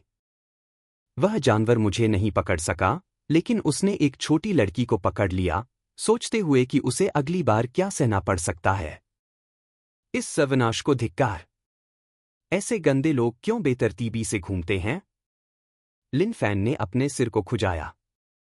केक की दुकान के अंदर जीवित बचे व्यक्ति का व्यवहार अजीब था, शायद सर्वनाश से आघातित और मानसिक रूप से अस्थिर। उसने अनुमान लगाया, छोड़ दो। टिंग टिंग, ऐसे मानसिक समस्याओं वाले जीवित बचे लोग खतरनाक होते हैं। भविष्य में उनसे दूर रहना। इस बीच एक ऑफ रोड वाहन गुजरा, जिसके पीछे एक विशाल ज़ोंबी झुंड दौड़ रहा था। टोपी पहने आदमी ने अचानक आगे की ओर इशारा किया और चिल्लाया, हे भगवान! क्या बकवास है? टीम लीडर तंग हो गया, सोचते हुए कि कुछ गंभीर हुआ है। लेकिन टोपी पहने आदमी ने चौराहे की ओर इशारा किया, यह वही अजीब सर्वाइवर है जिसे हमने पहले देखा था। वह अभी भी ऐसे घूम रहा है जैसे उसे यहाँ का मालिकाना हक है, और अब वह एक छोटी लड़की को भी उठा रखा है। यह आदमी बहुत ही बेशर्म है। नेता का पहला ख्याल था कि उनके पीछे इतने सारे ज़ोंबी हैं। अगर उन ज़ोंबियों ने उसे और बच्चे को देख लिया, तो वे निश्चित रूप से मर जाएंगे। उसने जल्दी से ड्राइवर को बताया, बूढ़े माओ, हॉर्न बजाओ ताकि ज़ोंबियों को उनकी ओर से भटकाया जा सके, लेकिन वह बोलना खत्म करने से पहले अचानक से एक खिलौने का संगीत आगे से बजने लगा, जिसने कार में सभी को जड़ कर दिया। लिन फैन और टिंग टिंग एक कैक्टस खिलौना पकड़े हुए थे, जो अपने शरीर को हिलाता है और बात करता और गाता है। पास के कोनों में छिपे ज़ोंबी एक सेकंड के लिए उस आवाज पर जड़ हो गए, फिर वे ताज़ा मांस की तरह उसकी ओर दौड़ पड़े। कार में लोग स्टन थे। पवित्र नेता, उसने वास्तव में हमें मात दे दी। उसने ज़ोंबियों को भटकाने में मदद की। नेता का मन खाली हो गया। हम फंस गए हैं, पूरी तरह से फंस गए हैं। इस बीच रेगिस्तान के बेस पर शोधकर्ताओं ने ज़ोंबी के मस्तिष्क से क्रिस्टल नाभिक का विश्लेषण पूरा कर लिया था। इसके अंदर का पदार्थ आधुनिक विज्ञान के लिए अनजान था, ऊर्जा अत्यधिक स्थिर थी। क्रिस्टल की बाहरी सुरक्षात्मक परत एक स्पष्ट खोल की तरह दिखती थी, लगभग मानव त्वचा की तरह लेकिन बहुत मजबूत। प्रोफेसर गहरी सोच में पड़ गए क्योंकि एक जीवित शोध आधार था। उनका उपकरण उच्चतम स्तर का था, फिर भी उन्होंने अभी तक ज़ोंबियों के मस्तिष्क में पाए गए क्रिस्टलों के उद्देश्य का पता नहीं लगाया था। फिर उन्होंने शोधकर्ता को ड्रैगन पैलेस बेस और गैलेक्सी बेस से संपर्क करने के लिए कहा और उनकी प्रगति के बारे में पूछने के लिए। शोधकर्ता ने निराशा में सिर हिलाया। न तो ड्रैगन पैलेस बेस और न ही गैलेक्सी बेस ने कभी ज़ोंबी के सिर के अंदर क्रिस्टल पाया था। उनका निष्कर्ष सरल था, केवल यह मान लेना कि ज़ोंबियों के पास थे। प्रोफेसर केवल इस वास्तविकता को स्वीकार कर सकते थे। यह सुनकर बूढ़े प्रोफेसर और भी चिंतित हो गए। ज़ोंबी वास्तव में विकसित हो सकते हैं और यह जीवित मानवों के लिए भयानक खबर थी। अगर वे जल्द ही कोई उपाय नहीं ढूंढ पाए तो मानवता वास्तव में विलुप्त हो सकती है। इस बीच ह्वांग सिटी के एक आवासीय परिसर की छत पर एक आदमी ने एक ज़ोंबी क्रिस्टल पकड़ा और शाउटेड, मैंने इसे पा लिया। जैसे उपन्यास में कहा गया था, वास्तव में ज़ोंबी के सिर के अंदर एक क्रिस्टल है। इसे पाने के लिए मैंने 7 साथियों को उनकी मौत के लिए धोखा दिया। क्रिस्टल को अवशोषित करो और मजबूत बनो। मैं और ज़ोंबियों को मारूंगा और भी मजबूत बनूंगा और सर्वनाश पर राज करूंगा। उस समय मैं क्या नहीं पा सकता। मेरी उन्नति आज से शुरू होती है। अनगिनत कल्पनाएं उसके मन में चमक रही थीं। उसने एक ही बार में क्रिस्टल निगल लिया। इस शक्ति को मेरे शरीर को फिर से आकार देने दो। मुझे सुपर ह्यूमन ताकत दो, मैं सर्वनाश का राजा बनूंगा। 365 दिन, हर दिन एक अलग महिला, लेकिन कुछ ही क्षणों में जियोंग हाओ को अपने शरीर में कोई बदलाव महसूस नहीं हुआ। क्या? यह कैसे संभव है? क्या क्रिस्टल बेकार है? यह तो उपन्यासों में ऐसा नहीं होता। अचानक उसके पेट में तेज दर्द हुआ। उसने सोचा कि क्रिस्टल आखिरकार असर कर रहा है। अपने पेट को पकड़ते हुए वह जमीन पर लौट गया, अपने चेहरे पर उत्साह छिपा नहीं सका। उसके मन में मजबूत बनने के सपने थे, लेकिन जल्द ही वह और सहन नहीं कर सका और खून की एक मुट्ठी उगल दी। तभी झांग हाओ को एहसास हुआ कि कुछ बहुत गलत है। उसके चेहरे पर आतंक फैल गया। गहरे खून में मांस के टुकड़े थे, आंतरिक अंगों के टुकड़े जो जंग खा चुके थे और फटे हुए थे। दूसरी ओर लिन फैन एक छोटी लड़की के साथ कई मोहल्लों से गुजरा और आखिरकार उसे उसके पिता से मिलाने ले आया। उसके कपड़े अभी भी ज़ोंबी के खून से सने थे। पुराने मास्टर वोंग ने शॉन को जल्दी से याद दिलाया। वह शियाओ फैन की दक्षता अद्भुत है। शियाओ चुन, जल्दी से उसे उसका शुल्क दो। शॉन, उसे समझ नहीं आया कि आपातकाल में पैसे क्यों देने हैं, लेकिन उसने फिर भी आज्ञाकारी रूप से 100 युआन निकालकर मुआवजे के रूप में दिया। लिन फैन बस हंस पड़ा, मुझे धन्यवाद देने की कोई जरूरत नहीं, आप भुगतान करें, मैं काम करता हूं। यही मेरा काम है। चेन ने जड़वत खड़ा हो गया। उसने पहले सोचा था कि वे उसका मजाक उड़ा रहे हैं, लेकिन लिन फैन ने वास्तव में पैसे स्वीकार कर लिए और पुराने मास्टर वोंग ने उसके लिए पहले से ही 100 युआन तैयार कर रखा था। उसने पुराने मास्टर वोंग के कान के पास झुककर फुसफुसाया, क्या शियाओ फैन का दिमाग ठीक नहीं है? लेकिन पुराने मास्टर वोंग ने उसे डांटा, उसमें क्या गलत हो सकता है? चीजों के लिए भुगतान करना सामान्य व्यवहार है, यहां तक कि आपातकाल में भी। हमारी सनशाइन समुदाय इसी तरह काम करता है। ध्यान से सोचो, यह एक प्रकार का आदेश है, आदेश के साथ एक भविष्य है। पुराने मास्टर जो ने जोड़ा, सच में शुरुआत में हमें भी लगा कि शियाओ फैन का दिमाग ठीक से काम नहीं कर रहा। लेकिन अब यह अलग है, यह सोचने का एक स्तर है। जो समझते हैं वे समझते हैं। जॉनी को अचानक लगा कि उसका दिमाग काफी नहीं है, वह वास्तव में नहीं समझ सका कि दोनों बूढ़े लोग क्या बात कर रहे हैं। लेकिन किसी तरह यह सब रहस्यमय रूप से गहरा लग रहा था। ठीक उसी समय शंघाई रोड पर घड़ी के टॉवर ने अचानक दोपहर के घंटे की घंटी बजाई। दादी सू ने समय देखा। यह ठीक 12 बजे था और उसने अनुमान लगाया कि किसी ने जानबूझकर घड़ी को ठीक किया होगा ताकि ज़ोंबियों को दूर किया जा सके। बचे हुए लोगों के लिए आपूर्ति इकट्ठा करने का एक अवसर बनाना। पुराने मास्टर जो, मैंने इसमें एक गांठ बनाई। जिसने भी ऐसा किया वह अच्छा व्यक्ति है। यह दिखाता है कि संकट में भी अभी भी आशा है। जबकि बूढ़े लोग बात कर रहे थे, ज़ोंबी की लहर घंटी द्वारा खींची गई पहले ही घड़ी के टॉवर की ओर बढ़ चुकी थी। जिन्होंने टॉवर को ठीक किया, उन्होंने भी विशाल झुंड को इकट्ठा होते देखा। वे बाहर जाने और आसपास की आपूर्ति को लूटने के लिए तैयार हो गए। महिला नेता ने आदेश दिया, जल्दी करो। हमारे पास केवल 2 मिनट हैं, जो भी मिल सके ले लो। लेकिन उसी क्षण जमीन अचानक जोर से हिलने लगी। टोपी पहने आदमी ने घबराकर चिल्लाया, बॉस लेडी, कुछ गड़बड़ है। ज़ोंबी की लहर के बीच कुछ हो रहा है। एक असामान्य रूप से विशाल ज़ोंबी प्रकट हुआ। विशाल ज़ोंबी ने अपने हाथ को आराम से लहराया, बलात्कारी ताकत से एक रास्ता खोल दिया। वह प्राणी हवा में ऊंचा कूद गया और सीधे घंटाघर पर उतरा। एक भयानक गर्जना के साथ उसने बजती हुई घंटी को टुकड़ों में तोड़ दिया। सभी लोग इस दृश्य पर ठहर गए। बकवास, कुछ ज़ोंबी वास्तव में बुद्धिमत्ता में विकसित हो गए हैं, महिला नेता ने सोचा। क्या मानव सभ्यता के पास वास्तव में आगे बढ़ने का कोई मौका है? इस बीच सनशाइन कम्युनिटी में बूढ़े आदमी ने देखा कि घंटी 12 बार बजाने से पहले ही रुक गई, यह अनुमान लगाते हुए कि कुछ हुआ होगा। ओल्ड मास्टर वोंग ने लिन फैन की ओर देखा, शियाओ फैन, सर्वनाश हर जगह खतरनाक है। लेकिन आशा अभी भी मौजूद है, और आशा को हमेशा किसी की जरूरत होती है जो उसे खोजे, किसी का नेतृत्व करे। किसी को इसे थोड़ा सा फैलाने की जरूरत है ताकि दूसरों को इसे देखने या छूने का मौका मिले।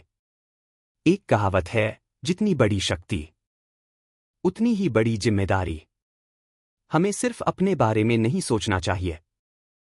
अगर कोई जिम्मेदारी नहीं लेता तो मानव समाज एक दिन गायब हो जाएगा। एक व्यक्ति अकेला कमजोर है, कोई भी सब कुछ अकेले नहीं कर सकता।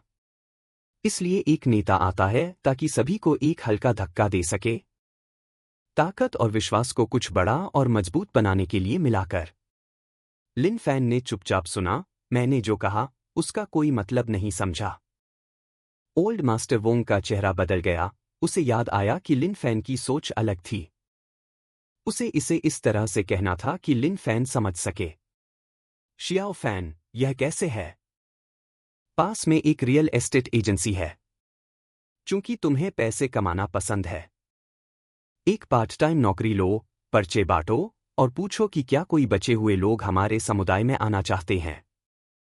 तुम दूसरों की मदद करोगे और एजेंसी की फीस कमाओगे। पार्ट टाइम नौकरी और पैसे कमाने की बात सुनकर लिन फैन की आंखें तुरंत चमक उठीं। वह गेट की ओर दौड़ पड़ा। ओल्ड मास्टर वोंग, मैं अभी करूंगा। दादी सू को चिंता थी कि यह उसे धोखा दे रहा है। लेकिन ओल्ड मास्टर वोंग ने असहमत होते हुए कहा, मैं सालों तक सेना में रहा हूं। शियाओ फैन सबसे मजबूत व्यक्ति है जिसे मैंने कभी देखा है, इतना मजबूत कि वह मानव नहीं लगता। शायद वह वास्तव में मानवता की अंतिम आशा है। मार्गदर्शन के बाद लिन फैन ने एक किराए के एजेंट के बैनर के तहत बंजर भूमि में घूमना शुरू किया, संभावित निवासियों की तलाश में। लेकिन केवल कुछ सड़कों के बाद एक ऑडी उसकी ओर बढ़ी। अंदर बैठे आदमी ने पूछा कि क्या वह सर्वनाश से बचने के लिए टीम बनाना चाहता है। लिन फैन ने तुरंत मना कर दिया, कोई जरूरत नहीं, मैं काम कर रहा हूं और मेरे पास रहने के लिए एक जगह है। यह सुनकर आदमी ने बिना हिचकिचाए गैस दबाई और तेजी से चला गया। यात्री सीट पर बैठी महिला असहज महसूस कर रही थी। हम सच में उसे छोड़ रहे हैं। इंजन की आवाज एक बड़े ज़ोंबी समूह को आकर्षित करेगी। ल्यूमिनसाइट, हम केवल अपनी सीमाओं के भीतर मदद कर सकते हैं। उसने खुद हमें अस्वीकार कर दिया और उस एक वाक्य से। मुझे लगता है कि वह बच्चा थोड़ा पागल हो सकता है।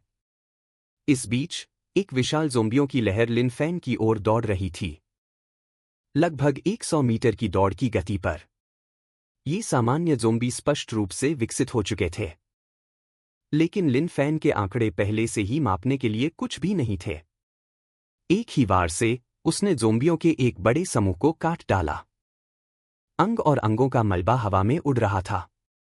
उसने उन ज़ोंबियों को देखा जिन्हें उसने अभी खत्म किया था। लिन फैन ने सांस छोड़ी, आखिरकार खत्म। ये ज़ोंबी पहले से कहीं ज्यादा मुश्किल थे। वे विकसित हो रहे थे। शुक्र है उसके पास उसका छोटा सहायक सिस्टम था और वह भी मजबूत होता जा रहा था। ज़ोंबियों से निपटने के बाद लिन फैन ने स्वाभाविक रूप से ऊपर देखा। उसने एक आवासीय इकाई की खिड़की पर एक SOS संदेश देखा। यह यान निनी का था, एक 19 वर्षीय डांस स्ट्रीमर जो शीर्ष स्तर की खूबसूरती और 1 मिलियन फॉलोअर्स के साथ थी। सर्वनाश के बाद वह घर पर छिपी रही। इस लंबे समय तक जीवित रहने का कारण केवल यह था कि उसने बहुत कम खाया। तीसरे दिन उसने बाहर दस्तक और आवाजें सुनी। वह दरवाजा खोलना चाहती थी, लेकिन पीप होल के माध्यम से उसने लू होंग के छोटे भाई को देखा। लू बिंग। लू होंग उसका एजेंट था और लू बिंग एक बेकार जुआरी था जिसने हमेशा उसे गलत तरीके से देखा। अब जब यह सर्वनाश है, अगर लू बिंग उसे कुछ करना चाहता तो लू होंग निश्चित रूप से उसे नहीं रोकेगा और शायद मदद भी करेगा। इसलिए उसने कभी दरवाजा नहीं खोला, चाहे वे उसे कितना भी मनाए। लेकिन अब उसका खाना खत्म हो गया था। वह सच में भूख से मरने वाली थी। इस बीच लू बिंग अभी भी अपनी बहन को उसके शरीर का वर्णन कर रहा था। वे पैर, वह कमर, वह कूल्हे की रेखा, बहन। इसके बारे में सोचते ही मुझे पागल कर देता है, लेकिन यह बेवकूफ सुरक्षा दरवाजा बहुत मजबूत था। इसे खोलने की कोशिश करना काम नहीं कर रहा था। लियू होंग ने उसे डांटा, यह तुम्हारी गलती है। मैंने तुम्हें शुरू से ही इतना स्पष्ट न होने के लिए कहा था। लू बिंग ने हंसते हुए कहा, यह सर्वनाश है। अब किसे कुछ छिपाने की जरूरत है। तभी बाहर कदमों की आवाज आई।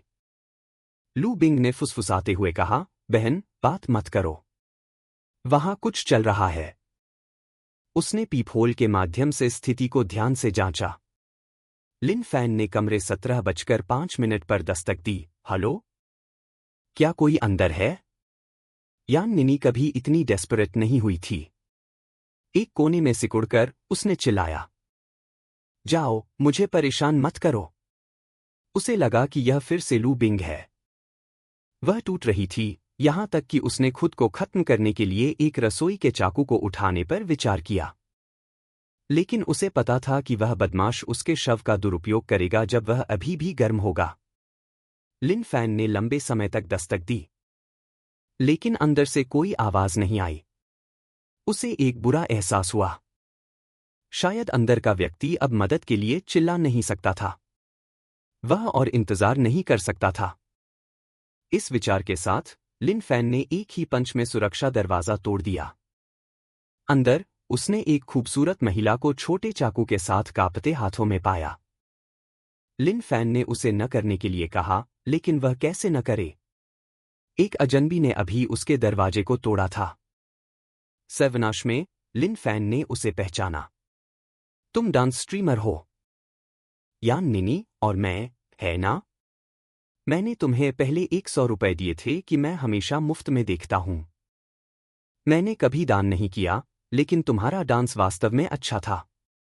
यान निनी ने अपने गले पर चाकू रखा और चिल्लाई, और करीब मत आओ। अगर तुम एक कदम भी बढ़ी तो मैं यहीं आत्महत्या कर लूंगी। मैं तुम्हें अपने हाथों में नहीं आने दूंगी। उसने एक बार अपने रूममेट के साथ एक द्वीप राष्ट्र की फिल्म देखी थी, जिसमें एक महिला को पकड़ लिया गया, हर दिन यातना दी गई, हर दिन खेला गया और अंततः एक कुत्ते की तरह प्रशिक्षित किया गया। वह सोचती थी कि फिल्में चीजों को बढ़ा चढ़ाकर पेश करती हैं। लेकिन अब उसे विश्वास हो गया था कि लोग वास्तव में ऐसी भयानक चीजें कर सकते हैं। लिन फैन ने कहा कि वह कोई नुकसान नहीं पहुंचाना चाहता। मैं एक हाउसिंग एजेंट हूं। मैं पास से गुजर रहा था, तुम्हारे खिड़की पर SOS संदेश देखा। इसलिए मैं जांचने आया। दरवाजे के बारे में मुझे वास्तव में खेद है। मैंने अंदर कुछ नहीं सुना और सोचा कि तुम्हारे साथ कुछ हुआ है, इसलिए मुझे ऐसा करना पड़ा, यान निनी। और मैं पूरी तरह से स्टन था। Agent SOS. कुछ हुआ, और सबसे महत्वपूर्ण, क्या एक सामान्य व्यक्ति स्टील सुरक्षा दरवाजे को तोड़ सकता है?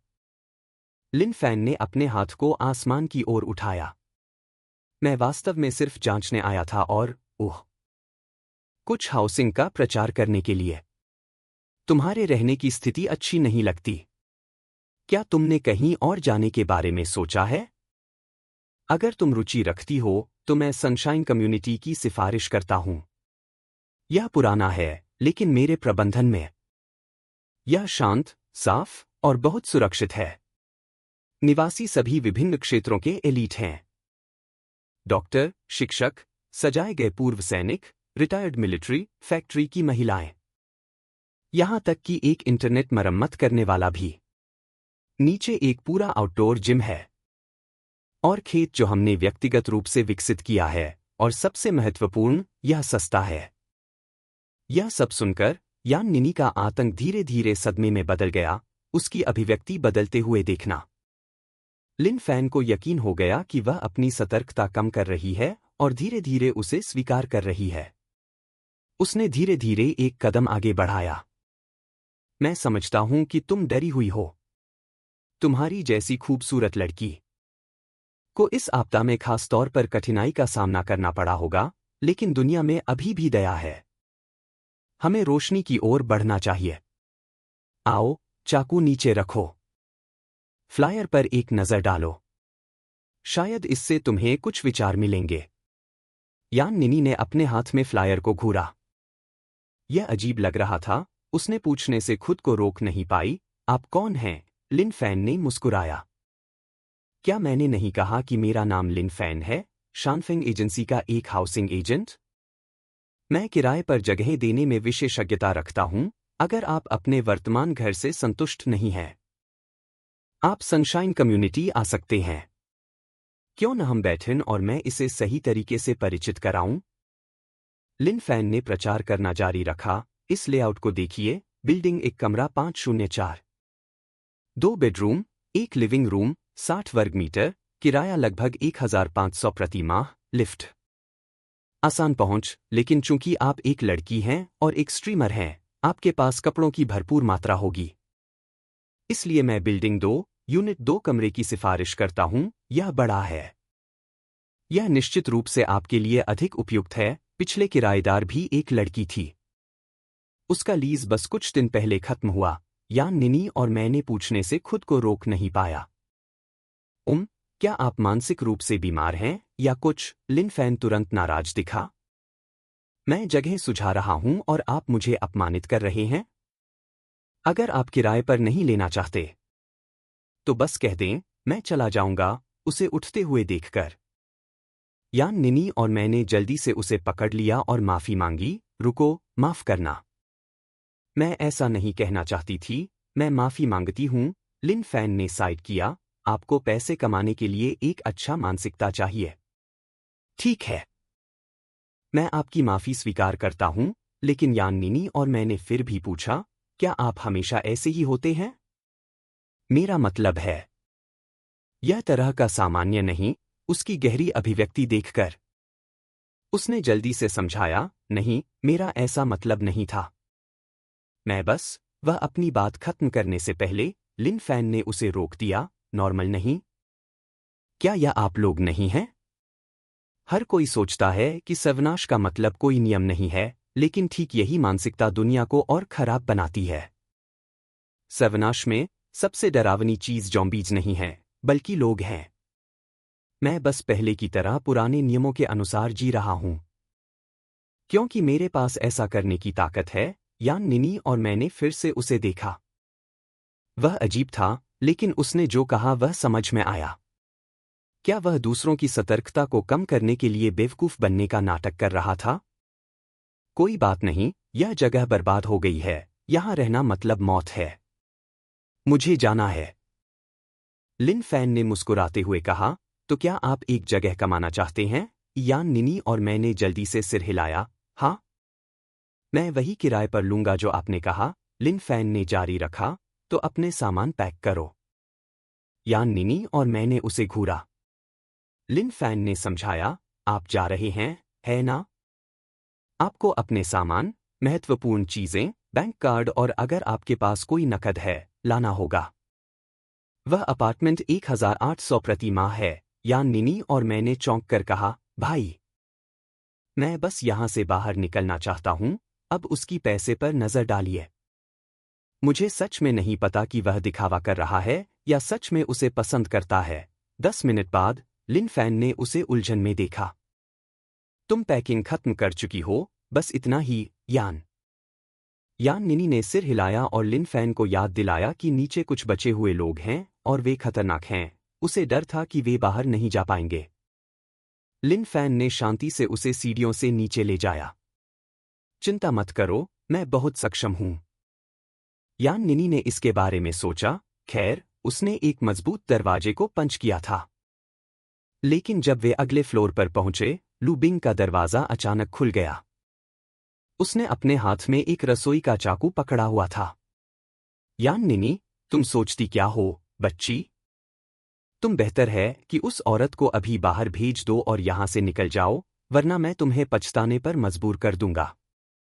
लेकिन लिन फैन ने बिल्कुल भी पीछे नहीं हटा, इसके बजाय उसके मुंह के कोने पर एक छोटी सी मुस्कान थी। माफ करना, मैं आमतौर पर तब तक नहीं मुस्कुराता जब तक कि मैं खुद को रोक नहीं पाता। सवाल पूछने के लिए माफ करना, लेकिन तुम मुझे पछताने के लिए कैसे मजबूर करने की योजना बना रहे हो? अगले ही सेकंड, लिन फैन ने अविश्वसनीय गति से मूव किया और तुरंत उसके हाथ से चाकू छीन लिया। लू बिंग पूरी तरह से स्टन था, उसे ऐसा लगा जैसे उसके सामने सब कुछ अवास्तविक था। उसने सिर्फ चाकू निकाला था ताकि वह आदमी को डराकर औरत को छोड़ दे। किसने सोचा था कि चाकू पल भर में उससे छीन लिया जाएगा? यह बिल्कुल सामान्य नहीं था, लेकिन उसके खिलाफ हमला करने के बजाय लिन फैन ने कहा कि चाकू खतरनाक है और बिना नुकसान पहुंचाए किसी को धमकाना भी सार्वजनिक सुरक्षा कानूनों का उल्लंघन माना जाता है। इस न्यायपूर्ण, गंभीर स्वर ने लू बिंग को और भी उलझन में डाल दिया। उसने स्वाभाविक रूप से चाकू वापस लिया जो लिन फैन ने उसे दिया था। लिन फैन ने उसे सही तरीके से पकड़ने और फिर से बेवकूफ़ी न करने के लिए याद दिलाया। और अगर तुम सच में मुझ पर हमला करते हो, तो मैं अपनी रक्षा करूंगा और यह तुम्हारे लिए मैसी हो जाएगा। लू बिंग ने चाकू को घूरा, पूरी तरह से चकित। यह सब क्या हो रहा था? वह इसे समझ नहीं पा रहा था। यान निनी ने मूल रूप से लिन फैन को चाकू वापस देने से रोकना चाहा, लेकिन अब बहुत देर हो चुकी थी।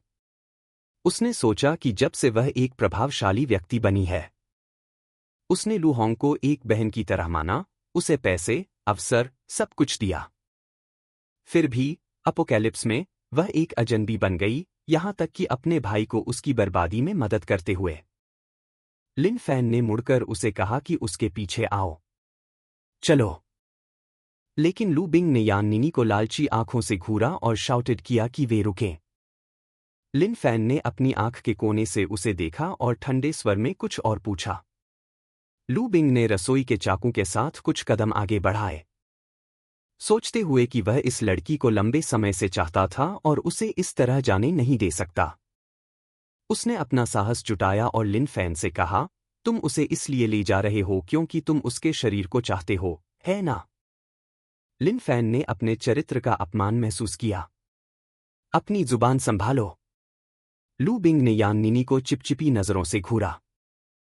विकृत नजर, तुम यहां रहकर सोच लो। यह सिर्फ मैं हूं।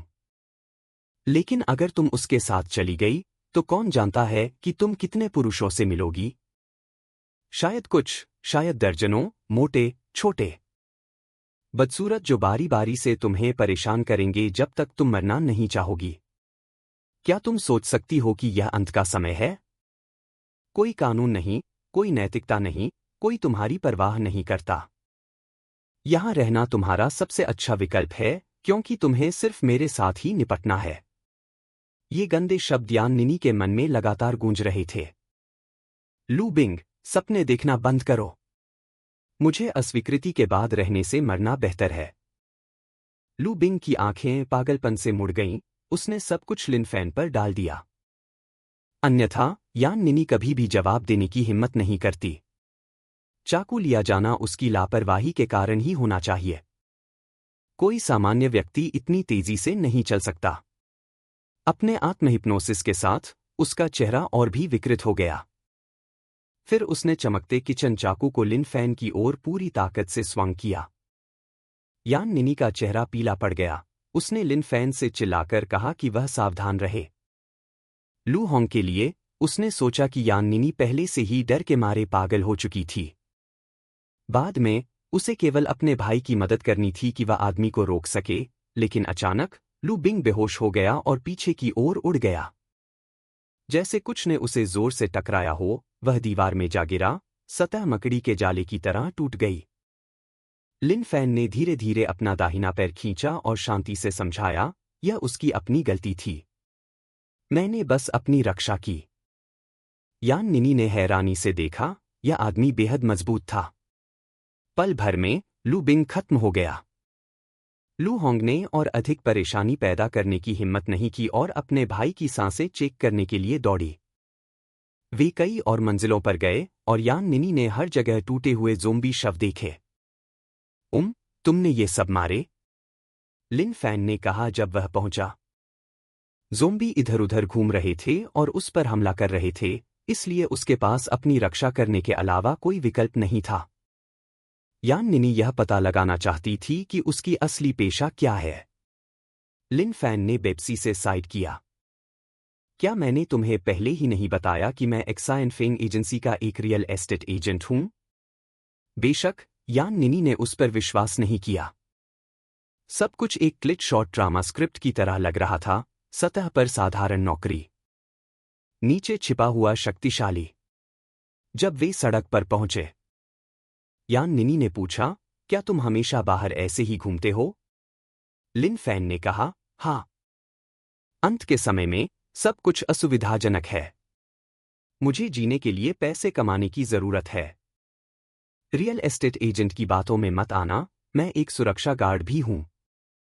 मैं पड़ोस को व्यवस्थित रखने में मदद करता हूं और बूढ़े आदमी वोंग मुझे इसके लिए भुगतान भी करते हैं। और यान निनी को एक और महत्वपूर्ण जानकारी मिली, तुम एक सुरक्षा गार्ड हो, तो क्या तुम खाना भी डिलीवर करते हो या कुछ और? लिन फैन ने सिर हिलाया, लेकिन कभी कभी मैं बचे हुए लोगों के लिए काम करता हूं और थोड़ा अतिरिक्त कमाता हूं। यान निनी जो कुछ उसने सीखा उससे बहुत खुश थी। यह रियल एस्टेट एजेंट से मेल खाता है। सुरक्षा गार्ड, काम करने वाला, एकदम सही ड्रैगन किंग पैनल जो साधारण नौकरियों के रूप में छिपा हुआ है। मैं पूरी तरह से एक बड़ा जांघ पकड़ता हूं। इस बारे में सोचकर मैं कितना भाग्यशाली हूं। वह जोर से हंसने से खुद को रोक नहीं पाई, लेकिन लिन फैन ने उसे अजीब नजरों से देखा। क्या अफसोस है, इतनी अच्छी लड़की फिर भी किसी तरह एक पूरी बेवकूफ।